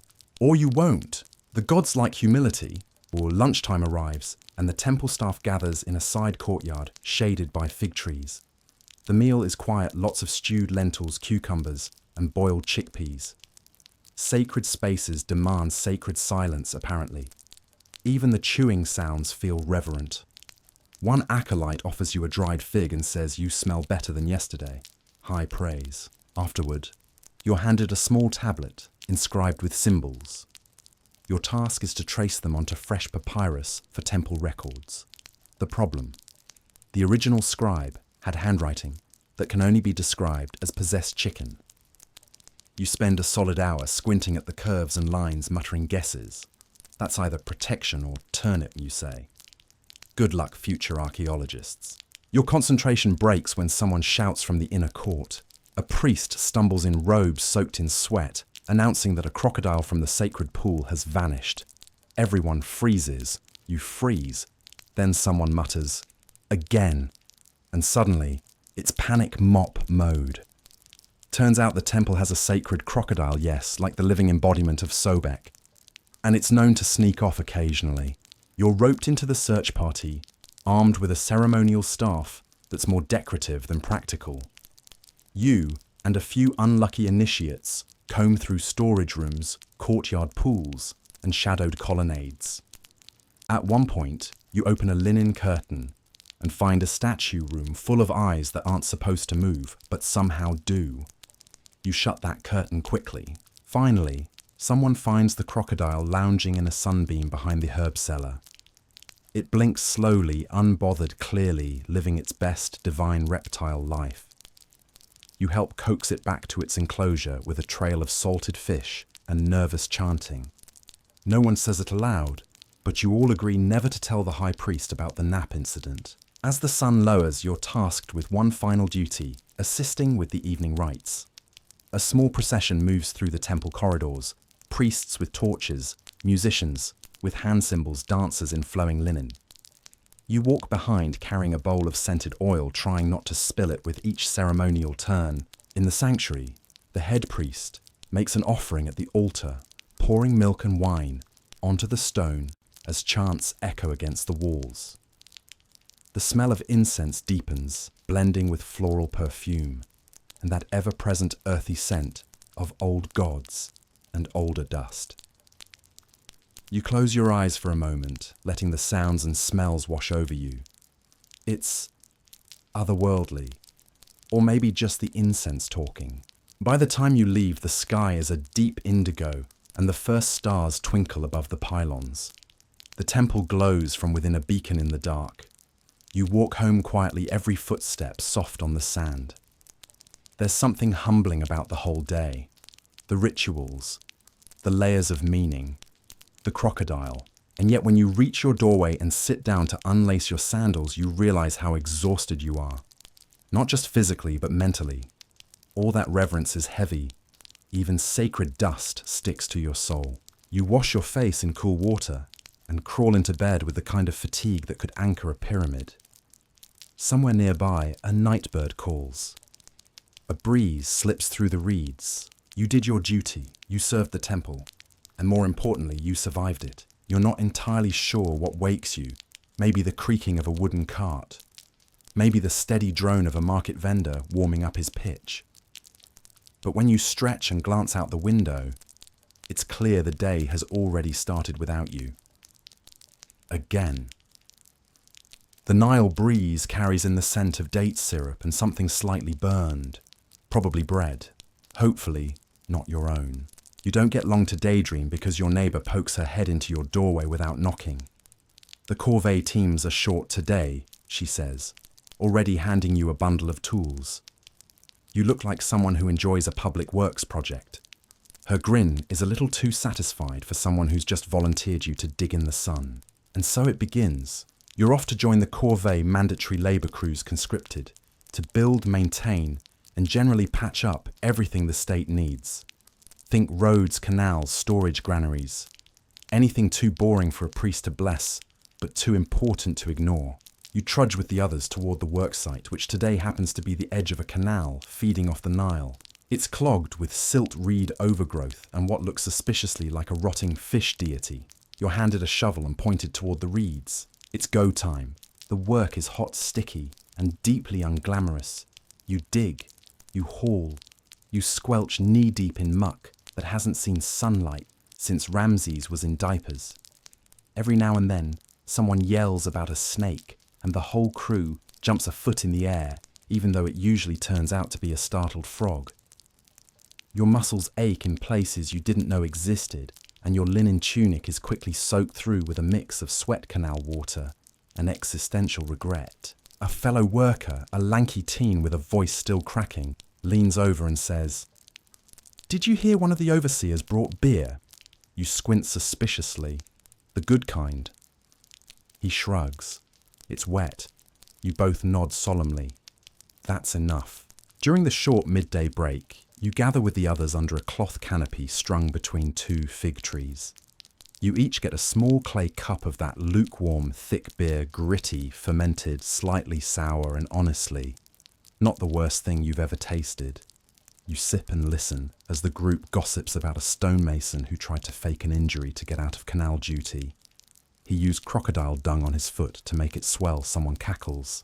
Historians still argue whether crocodile dung actually had healing properties or just made you unpopular at dinner parties. Back on your feet, you're sent to repair a stone ramp leading into the canal. The stones are heavy and the sun is unrelenting.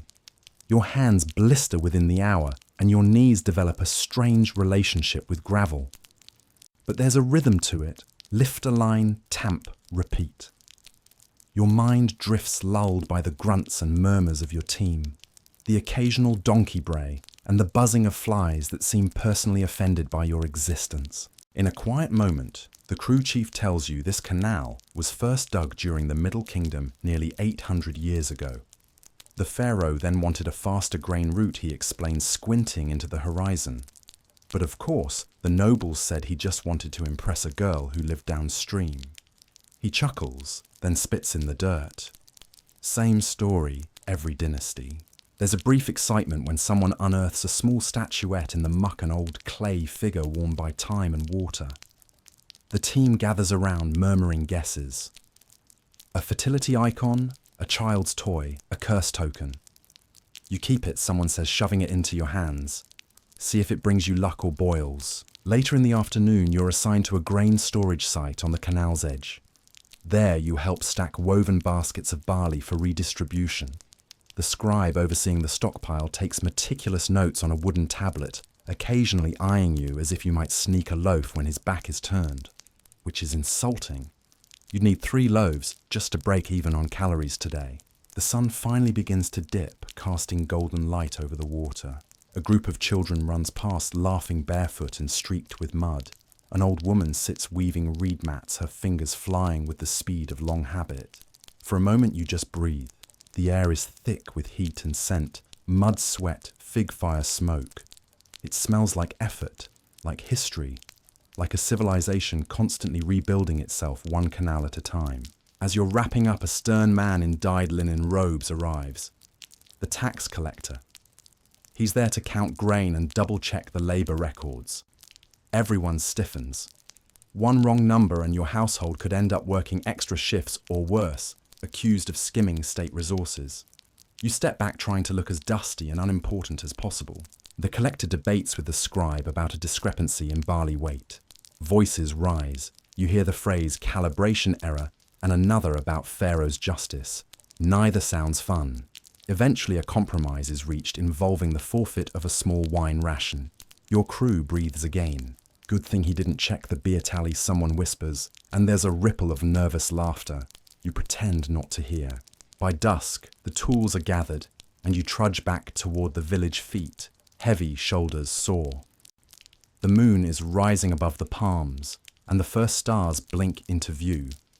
You pass a small shrine where a clay lamp burns flickering shadows over a painted offering dish. Someone's left a pomegranate and a folded prayer. Back home, you rinse off with a bucket of Nile water, scrub away the grime, and collapse onto your mat. Every inch of you aches, but there's a weird sense of pride humming beneath the exhaustion. You helped carve today out of the riverbed, built something, fixed something, held up your dusty little corner of the world. And somehow, despite the muck, the sore hands, and the oddly judgmental ibis that watched you the whole afternoon, you made it through. One more day in Egypt. One more night under stars that knew the gods before they had names. You wake to the rustle of palm leaves and the creak of sandals on packed earth. Another early morning summons. Your muscles scream, still aching from yesterday's canal shift, but no one cares. The village is buzzing today. A noble procession is passing through on its way to Thebes, and everything must be spotless, dignified, and above all impressive. Which means you, lucky soul that you are, have been assigned to palace cleaning detail. Well, not the palace. This is more of a nobleman's estate, a large mud brick house surrounded by gardens and its own small retinue of servants. You shuffle behind a reed mat curtain into the courtyard, where workers are already trimming papyrus and shooing away a very determined goat that clearly believes this is his property now. Inside the estate, the air is cooler, scented faintly with lotus oil, and whatever incense hasn't already burned off. The stone floors are worn smooth, and decorative paintings crawl up the plaster walls, hunting scenes, lotus bloom scenes of servants pouring wine. You realize with a twinge of irony that one of those painted servants looks remarkably like you.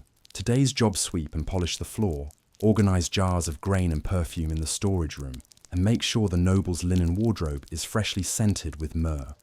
You begin sweeping with a short-handled broom made of bound reeds, the kind that requires far too much stooping for comfort. Every corner you clean reveals 3 more that aren't. A young servant beside you hums while she dusts clay figurines along a shelf. We're supposed to make it look like no one ever lives here, she says with a smirk. Like it's all just a divine mirage. You nod, swiping at a smear of something unidentifiable. Maybe date syrup, hopefully not embalming fluid. You're just finishing up when a pair of musicians strolls past, tuning their lyres. The noble wants live music to greet the travellers. One plucks a dissonant chord and winces. I swear this humidity ruins the strings, he mutters. Historians still argue whether Egyptian string instruments were tuned to fixed intervals or just whatever sounds good today. You offer a sympathetic shrug and return to scrubbing the painted threshold. Outside the road is filling with watchers. Children on their fathers' shoulders, vendors hawking honey cakes and onion-stuffed flatbreads, a troupe of acrobats practicing their flips in the dust. A noble procession doesn't pass every week, and the whole town wants to catch a glimpse. Then it arrives slow and shimmering in the midday sun. First come the guards in polished bronze kilts and leopard skin sashes, their spears upright and perfect in sync. Then the scribes and accountants with their scrolls tucked under arms. Finally, the noble's chariot drawn by two sleek dappled horses and draped in gold and turquoise.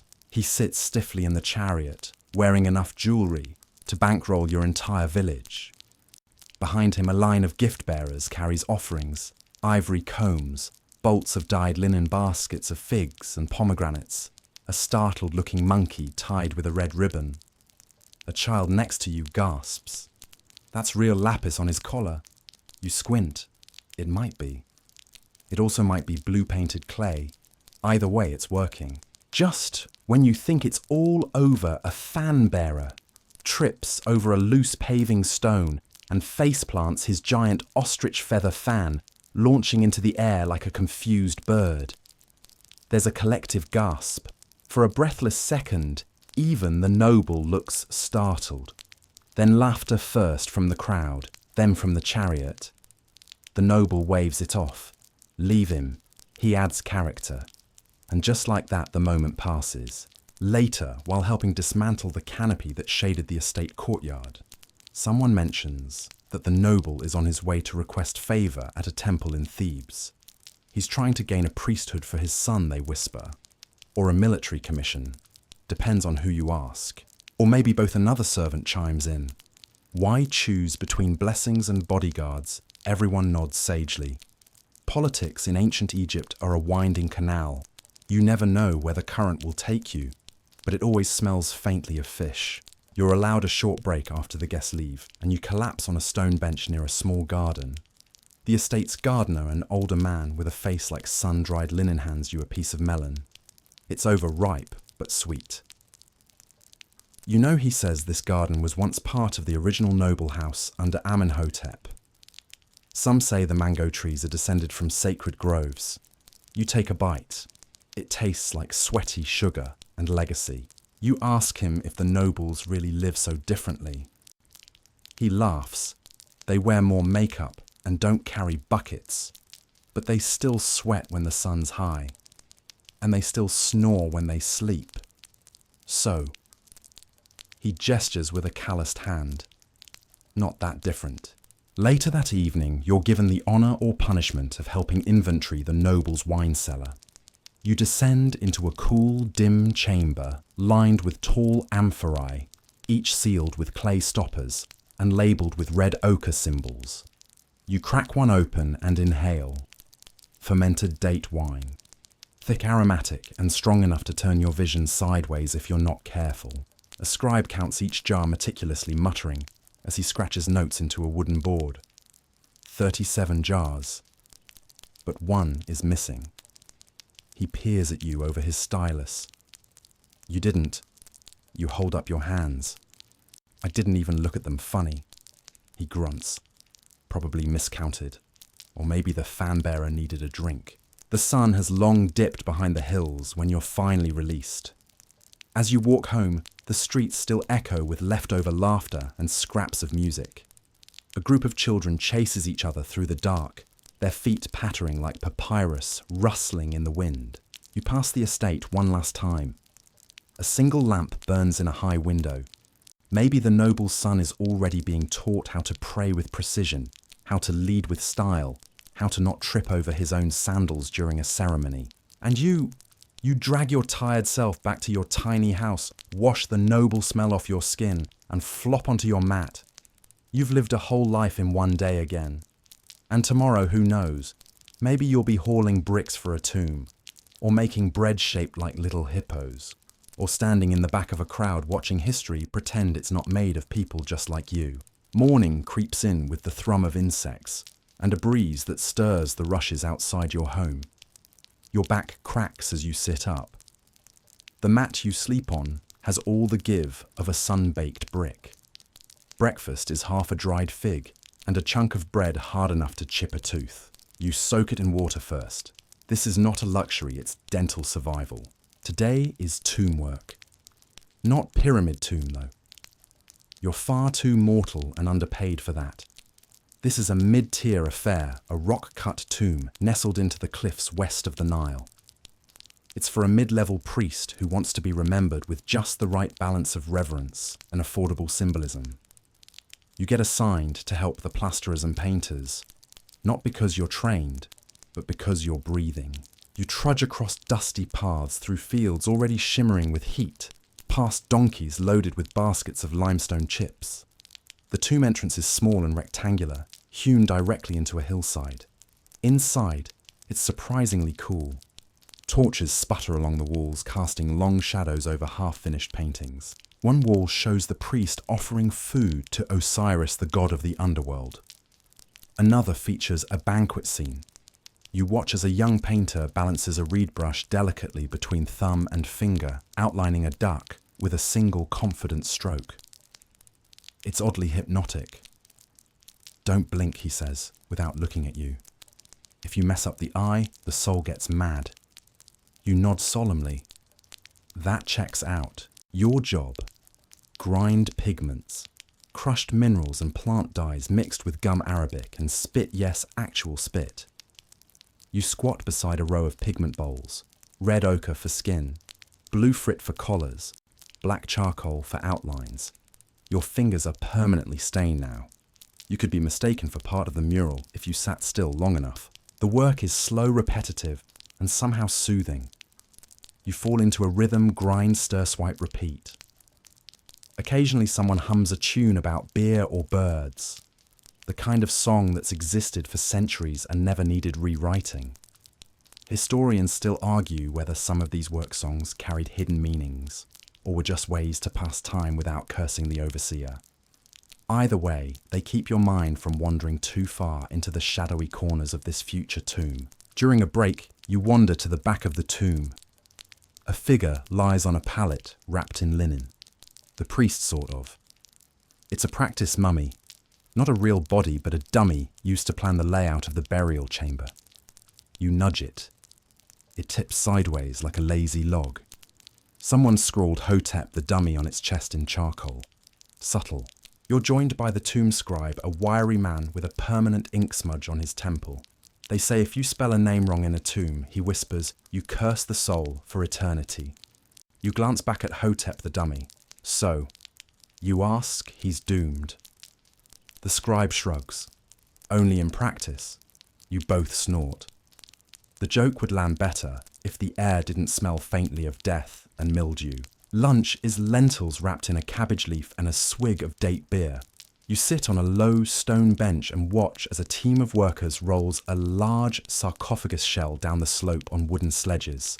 It groans like a living thing. One man trips.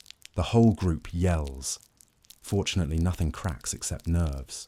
In the afternoon, you're helping smooth plaster over the entryway wall. It's tedious and sticky, and you absolutely get more on your feet than the wall. An older artist joins you and casually tells you about a time he painted a noblewoman's tomb and accidentally gave her 3 right hands. No one noticed, he says with a wink. Or maybe they just didn't want to pay me to fix it. Someone brings up the theory that tombs weren't just for the dead, they were political advertisements. You decorate the walls to show you were rich, devout, generous, even if you weren't, someone says. Sort of like stone Instagram. That gets a laugh. You're not sure what an Instagram is, but you grasp the concept. Ancient PR. Toward the end of the day, a priest arrives to inspect the work. His linen is stark white and uncreased. You suspect servants dress him like origami each morning. He walks through, slowly nodding, humming occasionally, pointing at a floor with his bronze-tipped staff. More blue on the offering table, he says at one point. The gods love blue. Historians still debate whether the gods actually preferred blue or if it just looked great in torchlight. He pauses before the doorway. The hieroglyphs here must be perfect. That's the first thing his car will see when it enters. His voice lowers more to himself than anyone else. You don't want to spend eternity staring at a typo. You suddenly feel a wave of sympathy for ancient proofreaders. As the sun begins to drop, the light in the tomb turns golden and soft. The walls glow even unfinished. A jackal trots by the entrance outside, pausing to glance in before continuing its evening patrol. You wonder if Anubis really walks among them, silent and unseen, inspecting his future clients. Before you leave, the lead artisan calls everyone together and nods toward the central chamber. When it's done, he says, "We'll hold the opening of the mouth ceremony. You're welcome to help. You've never seen one before. It's the ritual believed to awaken the senses of the dead so they can speak, eat, breathe in the afterlife. Kind of a spiritual reboot. Back at home, your arms ache. Your eyes sting from plaster dust. But your mind is humming. You close your eyes and see colours, brush strokes, stories told in images instead of words. You wonder who will walk through that tomb 1,000 years from now. Will they know you helped paint it? Will they recognise the duck? Probably not. But the duck will still be there mid-waddle forever, offering itself to Osiris. And that's something, isn't it? The sun rises again, relentless, unwavering, and somehow brighter than before. You're up with it, wiping sleep from your eyes with a linen scrap and stretching limbs that still resent yesterday's plasterwork. But today promises something slightly different, or at least differently exhausting. You've been summoned to join a river shipment crew. That's right, you're sailing the Nile. Well, sort of. You won't be doing any glamorous Cleopatra-style lounging or sedate gliding past temple ruins. You'll be hauling goods, stacking amphorae, maybe sweating a little extra in a reed-woven tunic that clings when wet and itches when dry. Still, the Nile's breeze is a welcome change from the tomb's dust-choked air. The crew consists of about a dozen men and a single, alarmingly efficient woman named Kentet, who, despite being half your size, lifts grain sacks like they're made of feathers and makes fun of your rowing technique before you even start. The boat is long, narrow, and painted in fading stripes of ochre and green. It smells like wet, rope-fermented fish and ambition. You're transporting temple supplies, barley papyrus oil jars, and a statue of Thoth that looks deeply unimpressed with the entire situation. It stares forward from its cushioned basket, judging everyone. Your task is to secure the bundles at the front of the bark and help navigate sandbanks, crocodile-infested shallows, and the occasional inexplicably drifting cow. Rowing is rhythmic, almost hypnotic. Dip, pull, breathe. Your muscles burn in a way that's not unpleasant.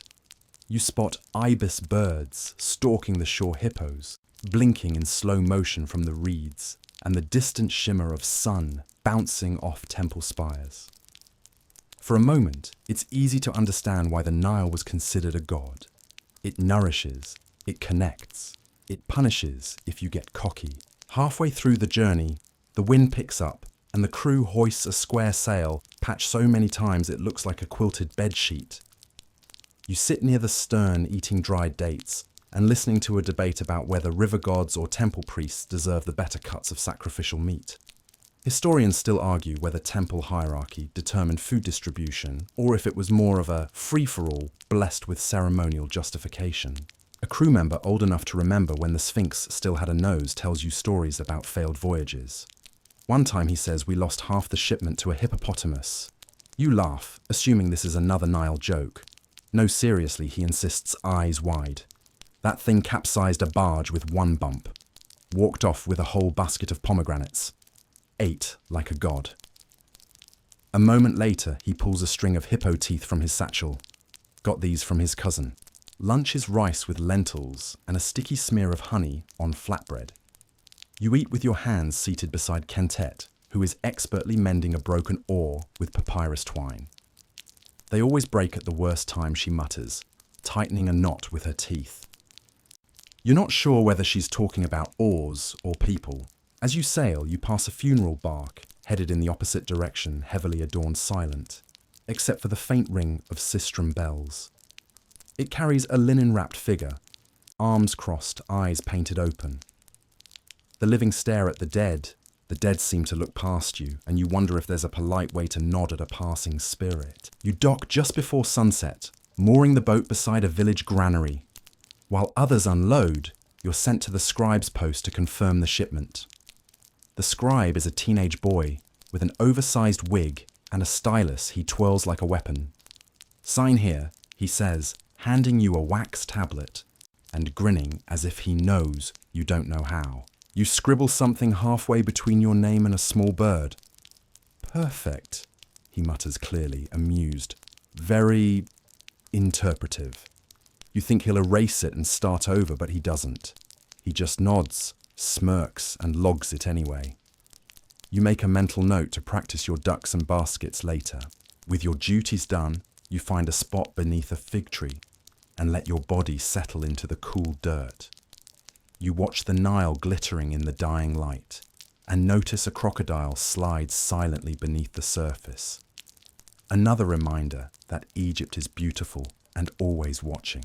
A local elder sits beside you without a word, peeling something with a flint blade. After a moment, he speaks. The river remembers, he says. You put something in it, bones, blessings, betrayal, it carries it all. He offers you a sliver of dried fish. You take it. It tastes like salt smoke and maybe old secrets. He tells you about ancient festivals held on boats, floating shrines for gods who needed to get out once in a while. Once the priests of Amun-Ra drank so much, they ended up in the delta by accident, claimed it was divine inspiration. You chuckle. Historians still argue whether these drunken journeys were intentional pilgrimages or very creative excuses. As night falls, the crew builds a small campfire. Someone plays a double-pipe flute. Someone else sings a lullaby meant for children, but oddly effective on adults. You lie back against a basket of barley and close your eyes. The Nile laps softly against the boat. The air smells of clay smoke and roasted onions. You are tired in every cell of your body, but it's the good kind of tired, the earned kind. You've helped feed a temple. You've eaten with strangers. You've watched crocodiles ignore you, and that feels like a win. You drift towards sleep under the open stars, wrapped in your cloak, and the faint knowledge that for all its chaos, the river always knows its course, even when you don't. The boat's rocking wakes you just before dawn, gentle like a cradle, but insistent like a reminder that in ancient Egypt, even your naps owe the Nile some respect. Kentet tosses you a heel of bread as she walks past already at work, repacking for the return trip. You chew in silence, staring out at the horizon, where the sun is stretching its golden limbs across the riverbank. Today you're not headed back the way you came. The priest's assistant at the last port asked for volunteers. Okay, coerced participants to escort offerings to a smaller temple upstream. You agreed mostly because you were too slow to step backward. The offerings include more grain, some incense bundles, and a crate of baboons. Yes, actual baboons. They're not for worship, they're for performance. The temple in question has a festival coming and nothing says blessings upon you Ra like a monkey playing a tambourine. Historians still argue whether sacred animals were revered primarily for their symbolism or their entertainment value. You ride a papyrus skiff this time. Less boat, more floating basket. It's nimble but twitchy, kind of like the baboons. They eye you suspiciously from their crate. One of them licking the bars in what you hope is boredom and not malice. The keeper, a wiry man with sunburnt cheeks and a voice like a grinding wheel, swears they're tame. Then one throws a fig at your face. You travel slowly. The wind is light, the current sluggish. It gives you time to watch daily life unfold along the banks. Women beat linen against smooth stones. Children splash in shallows oblivious to the crocodile sunning itself 10 feet away. Men with bronze sickles harvest papyrus, piling it high in reed baskets. Egypt lives by this water. It flows through every action, every custom, every crust of bread. You dock at a village that clings to the edge of the desert like it might be swept away at any moment. It's dusty, loud, and smells like roasted onions, goat fur, and temple smoke. You're led straight to the festival preparation area, a courtyard filled with clay ovens, decorative banners, and one very stressed priest arguing with a young dancer about veil lengths. The priest thanks you with a nod and a cup of sweet beer. He gestures for the baboons to be taken behind the stage area, where a man with wild hair and a lyre appears to be giving a pep talk to a goat. The festival begins in the evening, and until then, you're instructed to help wherever you don't ruin something. You wind up sorting lotus garlands, brushing dust from painted drums, and once briefly holding a sacred cat while its claws are cleaned. The cat glares at you with royal disdain. You whisper a small apology for being born in the wrong caste. Late afternoon brings a rehearsal parade. Drummers practice their rhythm dances, spin in circles that make you dizzy just watching, and someone sets off a firework too early, scaring half the animals. One baboon escapes and climbs a fig tree. It takes 3 people and a bowl of raisins to convince it to come down. Historians still argue whether these rituals were deeply symbolic or just excuses to throw chaotic block parties. When night falls, the festival truly begins. Braziers blaze. Incense chokes the air with scents of frankincense and blue lotus. People line the square, dressed in their finest linen faces, painted laughter bright. You find a spot near the back and watch the performance unfold. The baboons play instruments, sort of. One keeps decent rhythm. One just stares at the audience and claps offbeat like your uncle at a wedding. The crowd loves it. Children scream with joy. Elders sway to the music. A noblewoman throws rose petals into the air and declares the gods appeased. After the main event, there's feasting. You're invited maybe because you helped, maybe because they don't want leftovers. You eat roasted duck with dates, flatbread with honey, and a surprisingly good lentil stew.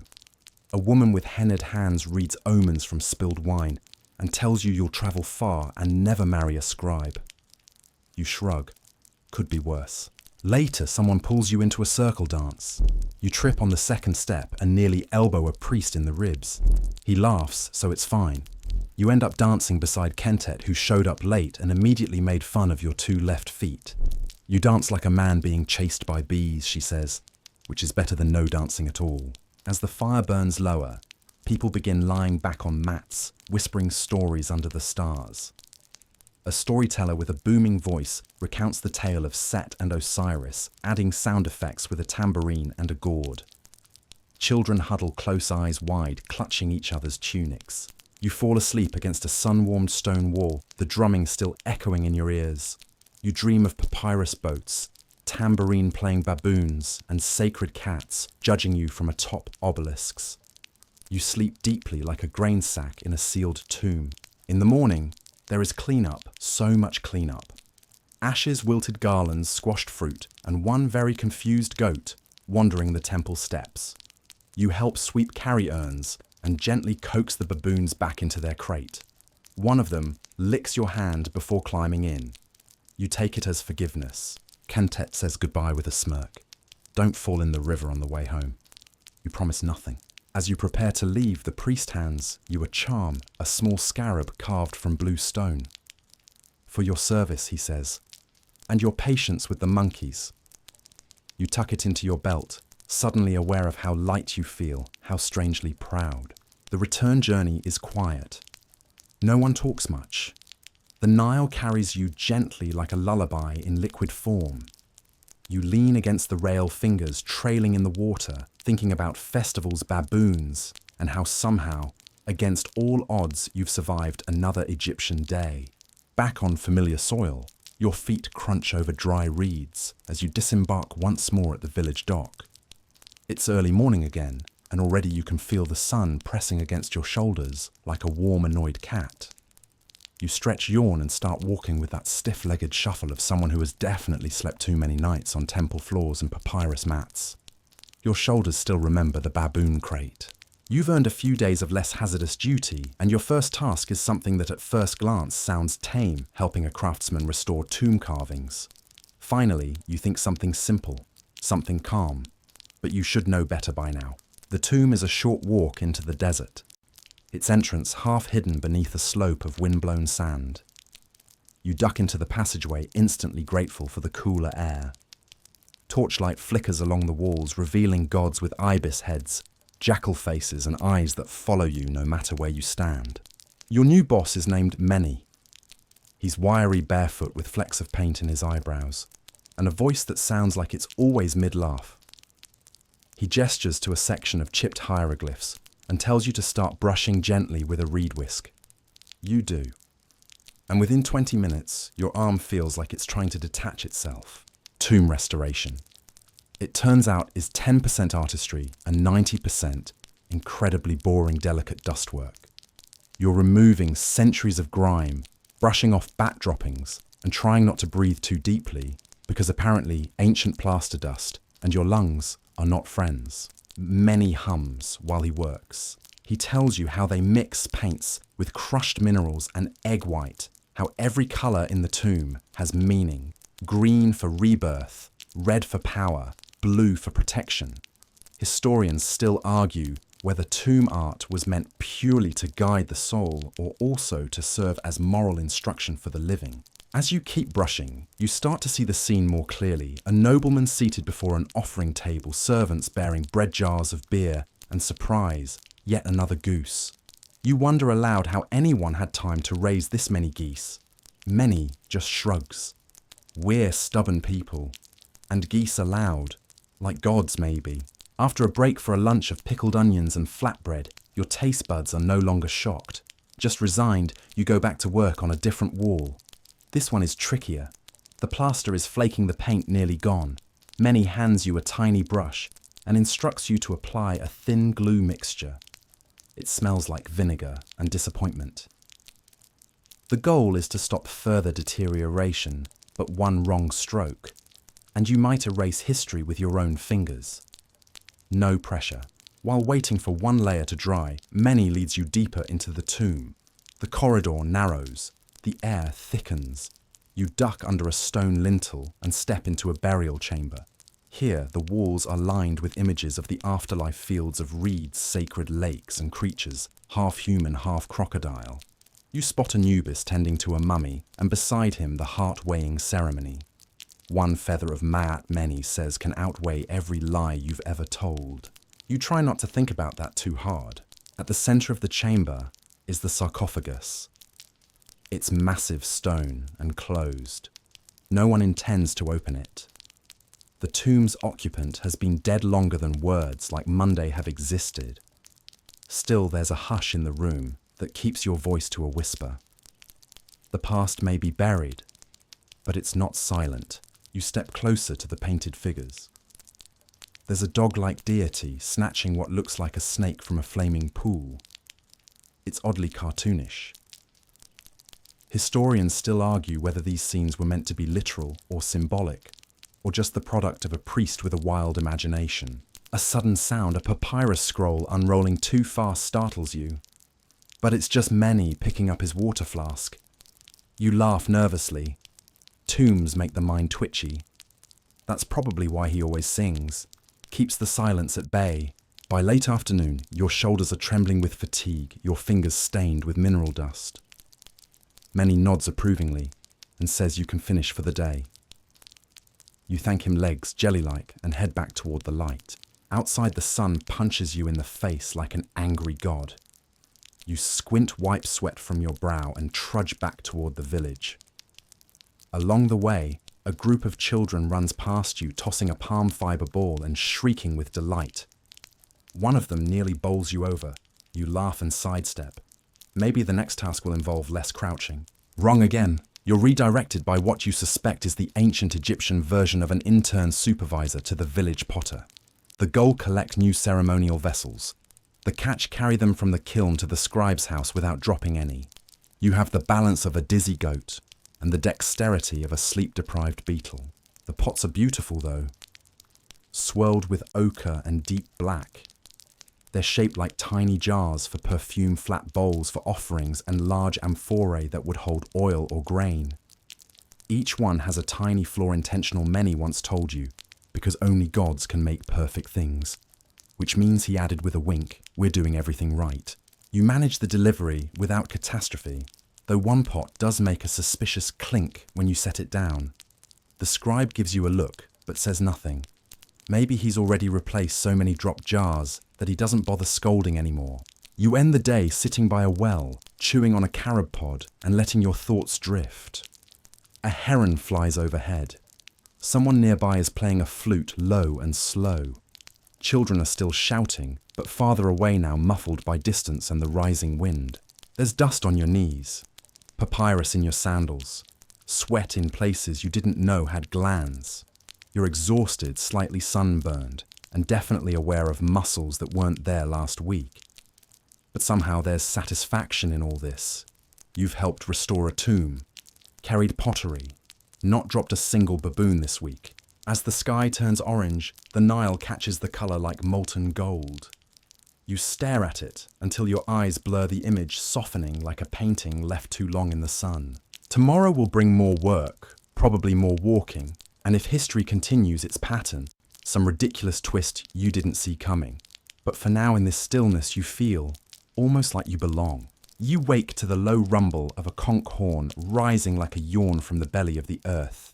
It's not your usual wake-up call. Today, you're assigned temple duty, again. But this time, it's not about hauling statues or dodging sacred baboon tantrums. Today, you're shadowing a priest during one of the most elaborate rituals of the lunar month, which sounds kind of magical until you find out it starts before sunrise and involves you fasting all day. You grumble, wrap yourself in a fresh linen kilt, and shuffle toward the great temple complex. Torches bob like fireflies along the colonnades. Sand crunches under your feet. And above you, the stars are just starting to dim, the first whispers of dawn, brushing the horizon with soft pink. Inside the temple, everything smells like incense and recently extinguished candles. The floors are cool. The columns rise like petrified trees. Hieroglyphs line every surface, some still freshly painted, others worn to the softness of old skin. You pause by a relief of Thoth, the ibis-headed god of wisdom, and give him a respectful nod. If anyone can get you through this without passing out from hunger, it's him. The priest you're shadowing is tall, bald, and wrapped in robes so pristinely white it's frankly suspicious. He hands you a bundle of lotus flowers and tells you to follow closely. His name is Tahuti, which you pretend to pronounce correctly. He's got the unnerving calm of someone who could summon lightning just by frowning at the sky. The first hour is quiet. You sweep out the inner sanctum with a palm broom. Yes, you the latest in a long line of ceremonial janitors. Every speck of dust must be removed before the gods are invited to attend. It's both symbolic and practical. The gods are picky, and you don't want Ra stepping on a scorpion. Next, you help prepare the offering table. It's a spread worthy of royalty, fresh bread shaped like little birds, jars of sweet beer, figs, onions, garlic, apologies to the breath of eternity, and a tiny roasted fish probably caught before dawn. The fish stares at you and you stare back. A mutual agreement not to judge each other. Tahuti chants under his breath as he arranges the food. You hum along softly, even though you don't understand most of the words. The rhythm is hypnotic, like wind through reeds, or your grandmother's slow tapping on a clay pot. Sacred language meant only for divine ears or very bored apprentices. Historians still argue whether these rituals were truly performed daily in every temple, or just idealized versions recorded by overzealous scribes. You're leaning toward the overzealous theory, because honestly, how does anyone have this much energy before breakfast? You light incense, the smoke curling like lazy snakes toward the ceiling. Tehuti anoints the statue of a moon with oils, frankincense, myrrh, and something that smells suspiciously like wet pine. The god is dressed in linen, fed, fanned, and serenaded. If reincarnation is real, you want to come back as a temple statue. The temple's acoustics are oddly perfect. Every whisper echoes. Every footstep resonates. When Tahuti speaks the god's name, it bounces off the walls like a secret bouncing between eavesdroppers. And when the sun finally spills through the doorway, golden and triumphant, it lands right on the statue's face like a spotlight. You shiver. Even knowing the math and design behind it doesn't kill the wonder. Everything in balance, Tahuti says to you out of nowhere. That's what Ma'at demands. Clean temple, fed gods, order, not chaos. You nod slowly because nodding feels safer than asking what happens if you knock over the offering tray. Your next task is the purification pool. You walk barefoot across smooth stone until you reach the sacred basin at the edge of the temple complex. It's still shaded, still cold, and the water bites at your ankles as you wade in. You're supposed to wash away spiritual impurities. What you mostly wash away is sleepiness. After drying off with a reed mat, less cozy than it sounds, you're handed scrolls to carry to the temple's scribe. These are no ordinary messages. They're dream records. Apparently, several villagers had visions last night and reported them to the priests. Your job is to make sure the scrolls reach the dream interpreter. You glance at the top one. It's a report of a crocodile flying over a fig tree and singing in the voice of a young boy. You blink. Well, the gods are definitely sending mixed signals. The scribe, an elderly man with fingers permanently ink-stained, doesn't bat an eye. He reads the scrolls with the calm of someone who's seen weirder. Flying crocodile usually means fertility, he says absently. Or indigestion, depends on the dreamer. Back at the temple, Tahuti has begun the public segment of the ritual. Villagers file in heads, bowed, carrying small offerings, breadcloth, the occasional chicken. You guide them to the receiving area, nodding politely. One child gives you a lumpy clay cat. You thank her as if it's made of gold. The rest of the day passes in a blur of chanting, bowing, sweeping, more chanting, and an alarming number of fire pots that need relighting. At one point, Tahuti sprinkles natron on your head, declares you spiritually deodorized, and moves on. You still don't know if that was part of the ritual or just a priestly prank. Historians still argue whether the temple priests were more religious functionaries or political power brokers. Watching Tahuti command a room with a single raised eyebrow, you vote for both. When the sun finally sets, the inner sanctum is sealed again. Offerings removed incense, extinguished statues wrapped in linen for the night, like royalty tucked into bed. Tahuti claps your shoulder and tells you to get some sleep. Dawn comes early again tomorrow. You consider groaning but opt for a nod. Your throat is sore from the smoke, your knees ache, and you're 80% certain one sandal strap is permanently fused to your foot. You wander back through the darkened village. Stars blink awake above you. Somewhere in the distance, a hippo bellows. You imagine the gods chuckling to themselves. The land of Egypt, so ancient, so ordered, is also full of weird sounds and stubborn animals. You pass the granary and remember your early fumbling with ledgers. You pass the tomb painter's hut and recall the dry, whispery dust. Every corner of this world, every crumbling wall and smooth stone path carries weight. You're a foreigner here, maybe in more ways than one, but you've left smudges of yourself in every shadow. When you reach your sleeping mat, the sky is already violet. You lie down, exhale deeply, and stare at the thatched ceiling. The air smells faintly of onions and jasmine. Your arms throb. Your mind buzzes with phrases you don't understand and colours you can't quite name. But as your eyes slip shut, you see the temple again, pillars rising into the dark, a single beam of sunlight illuminating the painted face of a god. In that moment, for the briefest second, you feel like maybe, just maybe, you survived another day in ancient Egypt. The morning is slower this time. Not because the sun rises any differently, but because you don't. Your bones protest like cranky elders, and even your dreams seem to have dragged themselves out of your skull, tired of all the sand. Still, you sit up, stretch, and tell yourself there's one last task to see through. You're headed to the necropolis today, Egypt's vast city of the dead. Not as gloomy as it sounds.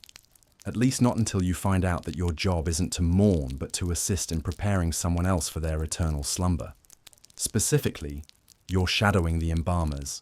You blink a few times, wondering if you misheard. You didn't. The embalming workshop is separate from the main village on purpose. The scent alone makes that a wise architectural decision. You trudge along the path as the sun creeps higher, the Nile glinting in the distance like someone spilled melted copper. Vultures circle lazily overhead, more interested in dropped scraps than souls. The embalming tent is surprisingly well organized. Shelves of linen strips, jars of oils and unguents, even a little shelf of amulets arranged by theme protection guidance flavor of the month gods. One worker nods at you while measuring a length of natron with the precision of a modern pharmacist. Don't breathe too deeply, he advises. The first breath always smells the worst. The deceased is an older man wrapped loosely for the first stage of processing. He's already had most of his organs removed, except the heart, which some embalmers insist must remain as the seat of memory and judgment. Historians still argue whether this was always the practice or just reserved for elites. Someone mumbles nearby. You try not to look too hard. You mostly succeed. There's a rhythm to the process, a careful ritual. The brain, for instance, was removed earlier through the nose with a hook. You're very grateful to have missed that part. The body is washed with palm wine and Nile water, then packed with salt to draw out moisture. The embalmers work like artists, very focused, very quiet, with a slightly morbid sense of humour. He's got better posture than I do, one quips. No one laughs out loud, but a few shoulders twitch. You're assigned linen duty slicing, folding, and soaking bandages. It's oddly meditative. One layer after another, the body is transformed from a human being into something halfway divine, halfway preserved fruit roll-up. Gold accents are tucked between layers, amulets slipped near the throat, the wrists, the ankles. Everything must face the right direction. The afterlife, it turns out, has quite the bureaucracy. One of the embalmers explains how the Book of the Dead spells out the dangers of the underworld, the lake of fire, the upside-down fields, the worm gods with teeth. You nod along and try not to think about how your own dreams have taken on similar themes lately. Sand snakes, collapsing pyramids, your former boss turning into a scarab and screaming at you about unpaid grain quotas. Outside, mourners gather. They wail softly, but with practiced rhythm. Grief here is not quiet. It's a full-body event. You help guide them through the offering procession, bread, beer, jewelry, letters, tucked into the wrappings for the journey ahead.